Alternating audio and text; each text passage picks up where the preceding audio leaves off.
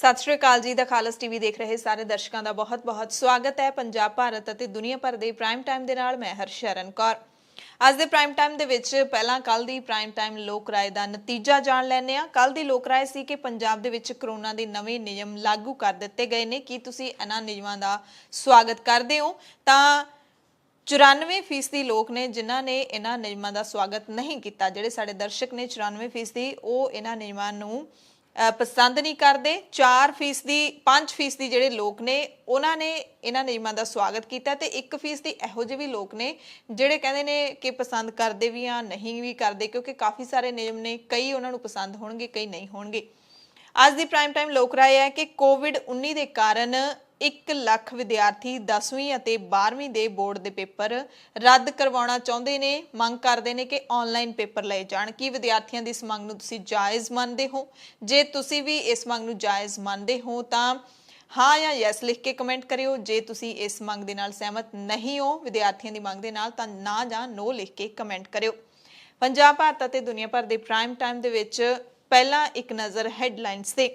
Covid कारण board ਪ੍ਰੀਖਿਆਵਾਂ रद्द करवाना चाहते हैं विद्यार्थी। मध्य प्रदेश के सारे शहरों के विच शाम 6 बजे तो 12 घंटिया का लॉकडाउन ला दिता गया। उत्तर प्रदेश के 3 ਜ਼ਿਲ੍ਹਿਆਂ ਦੇ ਵਿੱਚ नाइट कर्फ्यू का ऐलान कर दिता गया। न्यूजीलैंड के वलों भारत तो आने वालों की एंट्री ते पाबंदी ला दी गई है 2 हफ्तिਆਂ ਦੇ ਲਈ। फ्रेंच ओपन टैनिस टूरनामेंट हफ्ते लिए अगे पा दिता गया। हुण 30 मई तो शुरू होगा। मैक्सीको ब्राजील ने बरतानिया के वांग एस्ट्राजेनेका टीके ते रोक लाने तो इनकार कर दिता है।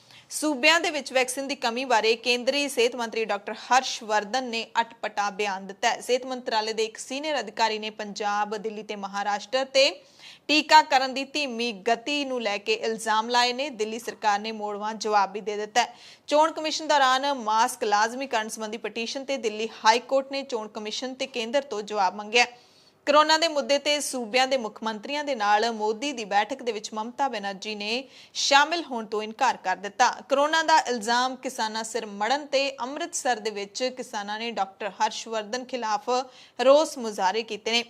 पंजाब सिविल ਸਕੱਤਰੇਤ ਦੇ ਵਿੱਚ आम लोगों की एंट्री ते पाबंदी ला दी गई है। हुण सिर्फ सैकटरी की प्रवानगी के नाल ही सिविल ਸਕੱਤਰੇਤ ਦੇ ਵਿੱਚ आम लोग दाखिल हो सकणगे। केंद्र के नाल फसलों की सीधी अदायगी ते कोई फैसला नहीं होया। परसों तो फसलों की खरीद है जिहड़ी कणक की खरीद शुरू होने वाली है पंजाब दे विच। पर केंद्र के नाल पंजाब के कैबिनेट मंत्रियों की मीटिंग बेसिट्टा रही है। पीयूष गोयल के नाल मीटिंग हुई सी। इफको ने डीएपी खाद दी कीमतां विच 40% का वाधा कर दिता है। 1200 वाली बोरी हुण 1900 की मिलेगी। तो संयुक्त किसान मोर्चे ने वधाए गए रेटां दे फैसले की निखेधी की है। किसान लीडरां ने दस्सिया कि हरियाणा के नौजवान किसान लीडर रवि आजाद नूं जमानत मिल गई है। दीप सिद्धू नूं अज भी जमानत नहीं मिली है। अगली सुनवाई 12 अप्रैल नूं है। अदालत ने दिल्ली पुलिस तो सिद्धू की एक तकरीर की ट्रांसलेशन मंगी है। ਲੱਖਾ ਸਿਧਾਣਾ ਕੱਲ ਨੂੰ ਦਿੱਲੀ ਰਵਾਨਾ ਹੋਵੇਗਾ ਆਪਣੇ ਇਲਾਮ ਲਸ਼ਕਰ ਦੇ ਨਾਲ। ਸੰਯੁਕਤ ਕਿਸਾਨ ਮੋਰਚੇ ਦੇ ਸੱਦੇ ਤੇ 10 ਅਪ੍ਰੈਲ ਨੂੰ KMP ਹਾਈਵੇ 24 ਘੰਟੇ ਲਈ ਬੰਦ ਰਹੇਗਾ। ਕਿਸਾਨਾਂ ਨੇ ਤਿਆਰੀਆਂ ਸ਼ੁਰੂ ਕਰ ਦਿੱਤੀਆਂ ਨੇ। ਕਿਸਾਨਾਂ ਨੇ ਆਮ ਨਾਗਰਿਕਾਂ ਨੂੰ ਭਰੋਸਾ ਦਿਵਾਇਆ ਕਿ ਚੰਗਾ ਵਰਤਾਓ ਕੀਤਾ ਜਾਏਗਾ ਤੇ ਤਾਲਮੇਲ ਬਣਾ ਕੇ ਰੱਖਿਆ ਜਾਏਗਾ, ਸ਼ਾਂਤਮਈ ਰਹੇਗਾ। 1984 सिख नस्लकुशी ਨੂੰ ਦੁਹਰਾਉਣ ਦੀ ਧਮਕੀ ਕੌਣ ਦੇ ਰਿਹਾ ਹੈ, ਜਿਹਦੇ ਕਰਕੇ ਐਸਜੀਪੀਸੀ ਪ੍ਰਧਾਨ ਬੀਬੀ ਜਗੀਰ ਕੌਰ ਨੂੰ ਟਵਿੱਟਰ ਨੂੰ ਚਿੱਠੀ ਲਿਖਣੀ ਪਈ ਹੈ। ਆਮ ਆਦਮੀ ਪਾਰਟੀ ਤੇ ਅਕਾਲੀ ਦਲ ਡੈਮੋਕ੍ਰੈਟਿਕ ਦੇ ਵਿਚਾਲੇ ਚੋਣ ਗੱਠ ਜੋੜ ਦਾ ਸਵਾਲ ਹੀ ਨਹੀਂ। ਹਰਪਾਲ ਸਿੰਘ ਚੀਮਾ ਨੇ ਇਹ ਕਿਹਾ ਹੈ। ਪਰਮਿੰਦਰ ਢੀਂਡਸਾ ਨੇ ਕਿਹਾ ਸੀ ਕਿ ਚੌਥਾ ਫਰੰਟ ਬਣ ਰਿਹਾ ਹੈ। ਹੁਣ ਅੰਦਰ ਕੀ ਕੁਝ ਹੋਇਆ ਮੀਟਿੰਗ ਦੇ ਕੁਝ ਪਤਾ ਨਹੀਂ। श्री गुरु तेग बहादुर साहिब जी के 400वें प्रकाश पुरब मनाउणा कौमी फर्ज है। प्रधानमंत्री मोदी ने कहा है। यह भी कहा कि गुरु साहब के जीवन बारे सानू तो सब नूं पता है, नवीं पीढ़ी नूं समझाउण दी लोड़ है। कैप्टन ने गुरु साहब के प्रकाश पुरब समागमां दे लई 937 करोड़ की ग्रांट मंगी है केंद्र तो। 400 साला प्रकाश पुरब समागमां दे मौके ते अमृतसर तो वैनकूवर ते टोरंटो लई सिद्धियां उड़ाणां शुरू करने की मंग की है। अमरीका ते कैनेडा वासियां ने किसी भी थाने दे विच कोई दिक्कत आउंदी है संगरूर जिले दे विच तां तुसीं SSP दे नाल सिद्धी वीडियो कॉल कर सकते हो। ममता ने CRPF के घिराओ का सद्दा दिता है कि है कि अमित शाह की शह के उत्ते CRPF वोटरां नूं तंग कर रही है, इस करके वोटर घिराओ करन। बिहार के नवादा दे विच जहरीली शराब नाल मरण वाले लोगों के मामले दे विच 4 पुलिस कर्मी बर्खास्त कर दिते गए ने। महाराष्ट्र सरकार ने कोविड-19 टीकिਆਂ ਦੀਆਂ 5 ਲੱਖ खुराकां बर्बाद कीतियां ने। केंद्रीय मंत्री ने महाराष्ट्र की सरकार ते वड्डा इल्जाम लाया है। महाराष्ट्र की सरकार नूं डेगण लई गंदी राजनीति की जा रही है, ये सरकार दे एक लीडर ने कहा है। अनिल देशमुख के खिलाफ सीबीआई जांच जारी रहेगी। सुप्रीम कोर्ट ने अपील खारिज कर दी है। चीन वड्डा साइबर हमला करन दे समर्थ है, ये किसने कहा है, बुलेटिन दे विच दसांगे। अमरीका ते भारत सने सारे संसार दे विच जमहूरीयत चुनौतियां दा सामना कर रही है। अमरीकी संसद मैंबर कह रहे हैं म्यांमार दे विच फौज ने एक कस्बे ते हमला कीता, 7 नागरिक होर मार दित्ते ने। म्यांमार दे राजदूत नूं लंदन दे विच सड़क ते रात गुजारनी पई है। न्यूयॉर्क नहीं हुण चीन दी राजधानी बीजिंग दे विच सब तो वध अरबपति रहिंदे ने। पंजाब भारत ਅਤੇ दुनिया भर ਦੇ ਪ੍ਰਾਈਮ ਟਾਈਮ ਦੇ ਵਿੱਚ ਹੁਣ ਖਬਰਾਂ ਵਿਸਥਾਰ ਦੇ ਨਾਲ। ਸ਼ੁਰੂਆਤ ਕਰੋਨਾ ਦੀਆਂ ਖਬਰਾਂ ਤੋਂ, ਫਿਰ ਪੰਜਾਬ ਭਾਰਤ ਤੇ ਦੁਨੀਆ ਭਰ ਦੀਆਂ ਖਬਰਾਂ ਦੱਸਾਂਗੇ।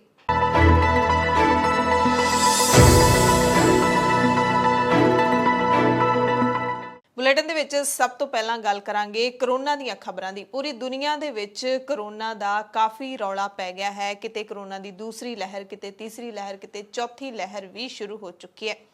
ਕਰੋਨਾ ਦੀਆਂ ਜਿਹੜੀਆਂ ਖਾਸ ਖਬਰਾਂ ਨੇ, ਸਭ ਤੋਂ ਪਹਿਲਾਂ ਪੰਜਾਬ ਦੀ ਗੱਲ ਕਰਾਂਗੇ। ਪੰਜਾਬ ਦੇ ਵਿੱਚ 7 ਅਪ੍ਰੈਲ ਦੀ ਰਾਤ ਤੋਂ ਪੂਰੇ ਪੰਜਾਬ ਦੇ ਵਿੱਚ ਨਾਈਟ ਕਰਫਿਊ ਸ਼ੁਰੂ ਕਰ ਦਿੱਤਾ ਗਿਆ ਤੇ ਜੇ ਪਹਿਲੀ ਰਾਤ ਦੀ ਗੱਲ ਕਰ ਲਈਏ ਤਾਂ ਪਹਿਲੀ ਰਾਤ ਨੂੰ ਪੂਰੇ ਪੰਜਾਬ ਦੇ ਵੱਖ-ਵੱਖ ਜ਼ਿਲ੍ਹਿਆਂ ਦੇ ਵਿੱਚ ਨਾਈਟ ਕਰਫਿਊ ਦਾ ਕੋਈ ਬਹੁਤਾ ਜ਼ਿਆਦਾ ਅਸਰ ਦੇਖਣ ਨੂੰ ਨਹੀਂ ਮਿਲਿਆ। 9 ਵਜੇ ਤੋਂ ਬਾਅਦ ਵੀ ਲੋਕ ਸੜਕਾਂ ਦੇ ਉੱਤੇ ਘੁੰਮਦੇ ਆਮ ਦਿਖਾਈ ਦਿੱਤੇ। ਕਈ ਟੀਵੀ ਚੈਨਲਾਂ ਨੇ ਗਰਾਊਂਡ ਰਿਪੋਰਟ ਕੀਤੀ ਹੈ ਰਾਤ ਨੂੰ ਜਾ ਕੇ ਕਈ ਸ਼ਹਿਰਾਂ ਦੇ ਵਿੱਚ, ਤਾਂ ਸ਼ਰੇਆਮ ਦੇਖਿਆ ਗਿਆ ਕਿ 9 ਵਜੇ ਤੋਂ ਬਾਅਦ 10 ਵੀ ਵੱਜ ਗਏ, 11 ਵੀ ਵੱਜ ਗਏ, ਪਰ ਸ਼ਰਾਬ ਦੇ ਠੇਕੇ ਕਈ ਥਾਵਾਂ ਦੇ ਉੱਤੇ ਖੁੱਲੇ ਹੋਏ ਸੀ। ਤੇ ਜਦੋਂ ਪੱਤਰਕਾਰਾਂ ਨੇ ਜਾ ਕੇ ਉਹਨਾਂ ਨੂੰ ਪੁੱਛਿਆ ਵੀ ਨਾਈਟ ਕਰਫਿਊ ਲੱਗਿਆ ਹੋਇਆ, ਤਾਂ ਉਹ ਕਹਿੰਦੇ ਕਿ ਸਾਡੇ ਵਾਸਤੇ ਕੋਈ ਨਾਈਟ ਕਰਫਿਊ ਨਹੀਂ ਹੈ। ਕਿਸੇ ਨੇ ਜਵਾਬ ਦਿੱਤਾ ਕਿ ਇਸ ਦਾ ਸ਼ਰਾਬ ਦਾ ਠੇਕਾ ਖੋਲ੍ਹਿਆ ਹੀ ਨਹੀਂ ਹੋਇਆ। ਤਾਂ ਫਿਰ ਕੈਮਰੇ ਦੇ ਵਿੱਚ ਕੈਦ ਹੋਈਆਂ ਨੇ ਤਸਵੀਰਾਂ ਕਿ ਸ਼ਰਾਬ ਦੇ ਠੇਕੇ ਦਾ ਸ਼ਟਰ ਸੁੱਟਿਆ ਹੁੰਦਾ, ਪਰ ਸਾਈਡ ਤੇ ਇੱਕ ਉਹਨਾਂ ਨੇ ਇੱਕ ਖਿੜਕੀ ਰੱਖੀ ਹੁੰਦੀ ਆ, ਉਹਦੇ ਵਿੱਚ ਦੀ ਉਹ ਸ਼ਰਾਬ ਦੀ ਜਿਹੜੀ ਵਿਕਰੀ ਹੈ ਉਹ ਕਰ ਰਹੇ ਹੁੰਦੇ ਨੇ ਤੇ ਉੱਥੇ ਸ਼ਰਾਬ ਦੇ ਜਿਹੜੇ ਪਿਆਕੜ ਹੁੰਦੇ ਨੇ ਉਹ ਵੀ ਲੈਣ ਦੇ ਲਈ ਪਹੁੰਚਦੇ ਨੇ। ਇਹੋ ਜਿਹੀਆਂ ਤਸਵੀਰਾਂ ਦੇਖਣ ਨੂੰ ਮਿਲੀਆਂ ਨੇ। ਸੋ ਸ਼ਾਇਦ ਹੁਣ ਕੈਪਟਨ ਸਰਕਾਰ ਨੂੰ ਨਵਾਂ ਹੁਕਮ ਜਾਰੀ ਕਰਨਾ ਪਵੇਗਾ ਕਿ ਸ਼ਰਾਬ ਦੇ ਠੇਕਿਆਂ ਤੇ ਵੀ ਨਾਈਟ ਕਰਫਿਊ ਲਾਗੂ ਹੈ। ਇਹ ਪੰਜਾਬ ਸਰਕਾਰ ਨੂੰ ਸ਼ਾਇਦ ਸਪਸ਼ਟ ਕਰਨਾ ਪਵੇਗਾ ਕਿਉਂਕਿ ਠੇਕਿਆਂ ਵਾਲੇ ਮੰਨ ਨਹੀਂ ਰਹੇ ਕਿ ਸਾਡੇ ਵਾਸਤੇ ਨਾਈਟ ਕਰਫਿਊ ਹੈਗਾ ਆ। दूसरी खबर, सेहत मंत्री बलवीर सिंह सिद्धू पंजाब के सेहत मंत्री ने, उन्होंने कहा कि अगले 7 दिनों के 2.5 लाख पंजाबियों को करोना के टीके ला दिते जाएंगे। इस दे नाल ही केंद्र सरकार तो टीकिਆਂ की होर मंग भी की जाएगी पंजाब के लिए। 20 साल तो वध उम्र के सारे नौजवान ਜਾਂ कह लीए कि 20 साल तो वध उम्र के सारे लोगों को टीका लाने की इजाजत देने की भी कहते असीं केंद्र सरकार तो मंग कर रहे हैं। ਪੰਜਾਬ ਦੇ ਵਿੱਚ ਇਸ ਵਕਤ ਜਿਹੜੀਆਂ ਸਿਹਤ ਟੀਮਾਂ ਹੈਗੀਆਂ ਨੇ ਉਹ ਪਿੰਡਾਂ ਦੇ ਵਿੱਚ ਪਹੁੰਚ ਰਹੀਆਂ ਨੇ। ਤਕਰੀਬਨ ਜਿਵੇਂ ਇੱਕ ਛੋਟੇ ਪਿੰਡ ਦੀ ਗੱਲ ਕਰ ਲਈਏ ਤਾਂ ਉੱਥੇ 10 ਟੀਕੇ ਜੇ ਕਰੋਨਾ ਦੇ ਪਹੁੰਚ ਰਹੇ ਨੇ ਕਿ 10 ਜਣਿਆਂ ਨੂੰ ਟੀਕਾ ਲਾਇਆ ਜਾਊਗਾ, ਤਾਂ ਉਹਦੇ ਵਿੱਚੋਂ ਮਹਿਜ਼ 6 ਜਾਂ 7 ਲੋਕ ਹੀ ਟੀਕੇ ਲਵਾ ਰਹੇ ਨੇ। ਲੋਕ ਜ਼ਿਆਦਾਤਰ ਟੀਕਾ ਲਵਾਉਣ ਤੋਂ ਗੁਰੇਜ਼ ਕਰ ਰਹੇ ਨੇ। ਪਰ ਪ੍ਰਧਾਨ ਮੰਤਰੀ ਨਰਿੰਦਰ ਮੋਦੀ ਸਮੇਤ ਸਾਰੇ ਜਿਹੜੇ ਮਿਨਿਸਟਰ ਹੈਗੇ ਨੇ ਉਹ ਇਹੀ ਅਪੀਲ ਕਰ ਰਹੇ ਨੇ ਕਿ ਕਰੋਨਾ ਦੇ ਟੀਕੇ ਤੋਂ ਡਰਨ ਦੀ ਕੋਈ ਲੋੜ ਨਹੀਂ ਹੈ, ਕਰੋਨਾ ਦਾ ਟੀਕਾ ਲਗਵਾ ਲਿਆ ਜਾਵੇ। ਹਾਲਾਂਕਿ ਪਿੰਡਾਂ ਦੇ ਵਿੱਚ ਇਹ ਵੀ ਚਰਚਾ ਚੱਲ ਰਹੀ ਹੈ। ਪ੍ਰਧਾਨ ਮੰਤਰੀ ਮੋਦੀ ਤੇ ਲੋਕ ਵਿਸ਼ਵਾਸ ਨਹੀਂ ਕਰ ਰਹੇ, ਕਹਿ ਰਹੇ ਨੇ ਕਿ ਪ੍ਰਧਾਨ ਮੰਤਰੀ ਮੋਦੀ ਸਾਨੂੰ ਕੋਈ ਗਲਤ ਟੀਕਾ ਲਗਵਾ ਰਹੇ ਨੇ। ਇਸ ਤਰ੍ਹਾਂ ਦੀਆਂ ਜਿਹੜੀਆਂ ਲੋਕਾਂ ਦੀਆਂ ਚਰਚਾਵਾਂ ਨੇ ਉਹਨਾਂ ਦੀ ਆਪਾਂ ਗੱਲ ਕਰ ਰਹੇ ਹਾਂ ਕਿ ਆਮ ਲੋਕਾਂ ਦੇ ਵਿੱਚ ਕੀ ਚਰਚਾ ਚੱਲ ਰਹੀ ਹੈ, ਕਿਉਂ ਇਸ ਟੀਕੇ ਦਾ ਖੌਫ ਹੈਗਾ ਆ। ਇੱਕ ਪਿੰਡ ਦੇ ਵਿੱਚ ਜੇ 10 ਟੀਕੇ ਆ ਰਹੇ ਨੇ ਤੇ ਉਹਦੇ ਚੋਂ 7 ਲੋਕ ਹੀ ਕਿਉਂ ਲਗਵਾ ਰਹੇ ਨੇ। 10 ਦੀ ਗਿਣਤੀ ਬਹੁਤ ਛੋਟੀ ਹੁੰਦੀ ਹੈ, ਉਹਦੇ ਵਿੱਚੋਂ ਵੀ ਟੀਕੇ ਬਚ ਰਹੇ ਨੇ, ਤਾਂ ਕਿਤੇ ਨਾ ਕਿਤੇ ਸਰਕਾਰ ਤੇ ਭਰੋਸਾ ਨਹੀਂ ਹੈ ਲੋਕਾਂ ਨੂੰ, ਇਹ ਦਰਸਾਉਂਦੀ ਹੈ ਇਹ ਗਿਣਤੀ ਹੈ ਜਿਹੜੀ। मध्य प्रदेश तो खबर है जिथे सूबा सरकार ने शहरी इलाकों के जां कह ली कि सारे शहरों के 12-12 घंटे के लॉकडाउन का ऐलान कर दिता है। शहरी इलाकों के शुक्रवार, शनिवार ते एतवार नूं शाम 6 बजे तो लैके सवेरे 6 बजे यानी कि पूरा 12 घंटिया का जिहड़ा लॉकडाउन लाउण का ऐलान किया। मुख्य मंत्री शिवराज सिंह चौहान ने दस्सिया कि वड्डे शहरों के कंटेनमेंट जोन भी बनाए जा रहे हैं। ਉੱਤਰ ਪ੍ਰਦੇਸ਼ ਦੇ ਵਿੱਚ ਵੀ ਕਰੋਨਾ ਦਾ ਕਾਫੀ ਰੌਲਾ ਪੈ ਗਿਆ ਤੇ ਇੱਥੇ 3 ਜ਼ਿਲ੍ਹਿਆਂ ਦੇ ਵਿੱਚ ਨਾਈਟ ਕਰਫਿਊ ਦਾ ਐਲਾਨ ਕਰ ਦਿੱਤਾ ਗਿਆ ਹੈ। ਲਖਨਊ, ਪ੍ਰਯਾਗਰਾਜ ਅਤੇ ਵਾਰਾਣਸੀ ਦੇ ਵਿੱਚ ਰਾਤ 9 ਵਜੇ ਤੋਂ ਸਵੇਰੇ 6 ਵਜੇ ਤੱਕ ਲੋਕਾਂ ਦੇ ਆਉਣ ਜਾਣ ਤੇ ਬਾਹਰ ਨਿਕਲਣ ਤੇ ਪਾਬੰਦੀ ਰਹੇਗੀ। ਹਾਲਾਂਕਿ ਜ਼ਰੂਰੀ ਸੇਵਾਵਾਂ, ਐਮਰਜੈਂਸੀ ਚੀਜ਼ਾਂ ਨੂੰ ਇਸ ਵਿੱਚ ਛੋਟ ਮਿਲੇਗੀ। ਉੱਤਰ ਪ੍ਰਦੇਸ਼ ਵਿੱਚ 500 ਤੋਂ ਵੱਧ ਕੇਸ ਵਾਲੇ ਜਾਂ ਰੋਜ਼ਾਨਾ 100 ਤੋਂ ਵੱਧ ਨਵੇਂ ਕੇਸਾਂ ਵਾਲੇ ਹੋਰ 10 ਜ਼ਿਲ੍ਹਿਆਂ ਦੇ ਵਿੱਚ ਵੀ ਰਾਤ ਦੇ ਕਰਫਿਊ ਦਾ ਐਲਾਨ ਹੋ ਸਕਦਾ ਹੈ। यूपी ਦੇ ਵਿੱਚ ਬੁੱਧਵਾਰ ਨੂੰ ਕੋਰੋਨਾ ਵਾਇਰਸ ਦੇ 6023 ਨਵੇਂ ਮਾਮਲੇ ਮਿਲੇ ਨੇ ਤੇ 40 ਲੋਕਾਂ ਦੀ ਕੋਵਿਡ-19 ਦੇ ਨਾਲ ਮੌਤ ਹੋ ਗਈ ਹੈ। यूपी ਦੇ ਵਿੱਚ ਇਸ ਵਕਤ ਪੰਚਾਇਤ ਚੋਣਾਂ ਵੀ ਹੋ ਰਹੀਆਂ ਨੇ ਤੇ ਚੋਣ ਪ੍ਰਕਿਰਿਆ 2 ਮਈ ਤੱਕ ਜਾਰੀ ਰਹੇਗੀ। 2 ਮਈ ਨੂੰ ਹੀ ਨਤੀਜੇ ਆਉਣਗੇ। ਇਸ ਤੋਂ ਬਾਅਦ 8 ਮਈ ਤੋਂ यूपी ਬੋਰਡ ਦੇ ਪੇਪਰ ਵੀ ਸ਼ੁਰੂ ਹੋ ਰਹੇ ਨੇ। ਨਿਊਜ਼ੀਲੈਂਡ ਤੋਂ ਵੱਡੀ ਖਬਰ ਹੈ, ਜਿੱਥੇ ਨਿਊਜ਼ੀਲੈਂਡ ਦੀ ਪ੍ਰਧਾਨ ਮੰਤਰੀ ਜਸਿੰਡਾ ਆਰਡਨ ਨੇ ਭਾਰਤ ਤੋਂ ਆਉਣ ਵਾਲਿਆਂ ਦੇ ਉੱਤੇ ਪਾਬੰਦੀ ਲਾ ਦਿੱਤੀ ਹੈ ਕਿ ਭਾਰਤ ਤੋਂ ਹੁਣ ਨਿਊਜ਼ੀਲੈਂਡ ਵਿੱਚ ਕੋਈ ਵੀ ਨਹੀਂ ਜਾ ਸਕਦਾ। ਕਰੋਨਾ ਦੇ ਕੇਸ ਭਾਰਤ ਵਿੱਚ ਵੱਧ ਗਏ ਨੇ, ਇਸ ਕਰਕੇ 11 ਅਪ੍ਰੈਲ ਤੋਂ ਅਗਲੇ 2 ਹਫ਼ਤਿਆਂ ਦੇ ਲਈ ਭਾਰਤ ਤੋਂ ਆਉਣ ਵਾਲੇ ਸਾਰੇ ਯਾਤਰੀਆਂ ਦੇ ਦਾਖਲੇ ਤੇ ਅਸਥਾਈ ਰੋਕ ਲਾ ਦਿੱਤੀ ਗਈ ਹੈ ਅਤੇ ਨਿਊਜ਼ੀਲੈਂਡ ਦੇ ਨਾਗਰਿਕਾਂ ਨੂੰ ਵੀ ਦੇਸ਼ ਵਿੱਚ ਦਾਖਲ ਹੋਣ ਤੇ ਪਾਬੰਦੀ ਹੈ ਜਿਹੜੀ ਉਹ ਲਾਗੂ ਕਰ ਦਿੱਤੀ ਗਈ ਹੈ। ਯਾਨੀ ਕਿ ਨਿਊਜ਼ੀਲੈਂਡ ਦੇ ਜਿਹੜੇ ਨਾਗਰਿਕ ਹੈਗੇ ਨੇ, ਬਾਹਰ ਗਏ ਹੋਏ ਨੇ ਕਿਸੇ ਬਾਹਰਲੇ ਮੁਲਕ ਵਿੱਚ, ਉਹ ਵੀ ਹੁਣ ਅਗਲੇ 2 ਹਫ਼ਤਿਆਂ ਤੱਕ ਨਿਊਜ਼ੀਲੈਂਡ ਦੇ ਵਿੱਚ ਨਹੀਂ ਜਾ ਸਕਦੇ। ਇਹ ਪਾਬੰਦੀ ਐਤਵਾਰ ਤੋਂ ਸ਼ੁਰੂ ਹੋ ਕੇ 28 ਅਪ੍ਰੈਲ ਤੱਕ ਜਾਰੀ ਰਹੇਗੀ। ਯਾਨੀ ਕਿ 11 ਅਪ੍ਰੈਲ ਤੋਂ 28 ਅਪ੍ਰੈਲ ਤੱਕ ਇਹ ਪਾਬੰਦੀ ਲਾਈ ਗਈ ਹੈ। ਕਰੋਨਾ ਮਹਾਮਾਰੀ ਕਰਕੇ ਫ੍ਰੈਂਚ ਓਪਨ ਟੈਨਿਸ ਟੂਰਨਾਮੈਂਟ ਵੀ ਹਫ਼ਤੇ ਲਈ ਅੱਗੇ ਪਾ ਦਿੱਤਾ ਗਿਆ। ਇਹ ਗ੍ਰੈਂਡ ਸਲੈਮ ਟੂਰਨਾਮੈਂਟ 23 ਮਈ ਨੂੰ ਸ਼ੁਰੂ ਹੋਣਾ ਸੀ, ਪਰ ਹੁਣ 30 ਮਈ ਤੋਂ ਸ਼ੁਰੂ ਹੋਵੇਗਾ। ਦੁਨੀਆ ਭਰ ਦੇ ਵਿੱਚ ਕਰੋਨਾ ਦੇ ਕਈ ਟੀਕੇ ਬਣ ਚੁੱਕੇ ਨੇ, ਜਿਨ੍ਹਾਂ ਦੇ ਵਿੱਚੋਂ ਇੱਕ ਹੈ ਐਸਟਰਾਜ਼ੈਨੇਕਾ, ਪਰ ਕਈ ਮੁਲਕਾਂ ਨੇ ਇਸ ਟੀਕੇ ਦੀ ਵਰਤੋਂ ਤੇ ਰੋਕ ਲਾ ਦਿੱਤੀ ਹੈ। ਪਰ ਮੈਕਸੀਕੋ ਤੇ ਬ੍ਰਾਜ਼ੀਲ ਨੇ ਟੀਕੇ ਤੇ ਰੋਕ ਲਾਉਣ ਤੋਂ ਇਨਕਾਰ ਕਰ ਦਿੱਤਾ ਹੈ। ਬਰਤਾਨੀਆ ਨੇ ਹੁਣੇ ਜਿਹੀ 30 ਸਾਲ ਤੋਂ ਘੱਟ ਉਮਰ ਵਾਲਿਆਂ ਨੂੰ ਐਸਟਰਾਜ਼ੈਨੇਕਾ ਟੀਕਾ ਨਾ ਲਾਉਣ ਦਾ ਫੈਸਲਾ ਲਿਆ ਗਿਆ, ਪਰ ਮੈਕਸੀਕੋ ਤੇ ਬ੍ਰਾਜ਼ੀਲ ਮੰਨਦੇ ਨੇ ਕਿ ਅਸੀਂ ਬਰਤਾਨੀਆ ਦੀ ਤਰਜ਼ ਤੇ ਅਜਿਹਾ ਕੋਈ ਫੈਸਲਾ ਨਹੀਂ ਲਵਾਂਗੇ। ਬਰਤਾਨੀਆ ਦੀ ਦਵਾਈ ਸੰਸਥਾ ਨੇ ਕਿਹਾ ਸੀ ਕਿ 30 ਸਾਲ ਤੋਂ ਘੱਟ ਉਮਰ ਦੇ ਲੋਕਾਂ ਨੂੰ ਐਸਟਰਾਜ਼ੈਨੇਕਾ ਟੀਕਾ ਨਹੀਂ ਲਾਇਆ ਜਾਏਗਾ ਤੇ ਇਸ ਦਾ ਕੋਈ ਦੂਸਰਾ ਬਦਲ ਹੈ ਜਿਹੜਾ ਉਹ ਲੱਭਿਆ ਜਾਏਗਾ। ਸੰਸਥਾ ਦਾ ਕਹਿਣਾ ਹੈ ਕਿ ਐਸਟਰਾਜ਼ੈਨੇਕਾ ਵੈਕਸੀਨ ਲੈਣ ਤੋਂ ਬਾਅਦ ਬਲੱਡ ਕਲੌਟਿੰਗ ਯਾਨੀ ਕਿ ਖੂਨ ਦੇ ਜੰਮਣ ਵਾਲੀਆਂ ਜਿਹੜੀਆਂ ਸ਼ਿਕਾਇਤਾਂ ਨੇ ਉਹ ਮਿਲ ਰਹੀਆਂ ਨੇ, ਇਸ ਕਰਕੇ 30 ਸਾਲ ਤੋਂ ਘੱਟ ਉਮਰ ਦੇ ਲੋਕਾਂ ਨੂੰ ਇਹ ਟੀਕਾ ਨਹੀਂ ਲਾਇਆ ਜਾਏਗਾ। ਪਰ ਮੈਕਸੀਕੋ ਤੇ ਬ੍ਰਾਜ਼ੀਲ ਨੇ ਇਹ ਫੈਸਲਾ ਲੈਣ ਤੋਂ ਇਨਕਾਰ ਕਰ ਦਿੱਤਾ। ਉਹਨਾਂ ਕਿਹਾ ਕਿ ਅਸੀਂ ਪਹਿਲਾਂ ਇਸ ਦੀ ਡੂੰਘੀ ਜਾਂਚ ਕਰਵਾਵਾਂਗੇ, ਫਿਰ ਹੀ ਅਸੀਂ ਇਹ ਫੈਸਲਾ ਲੈ ਸਕਦੇ ਹਾਂ।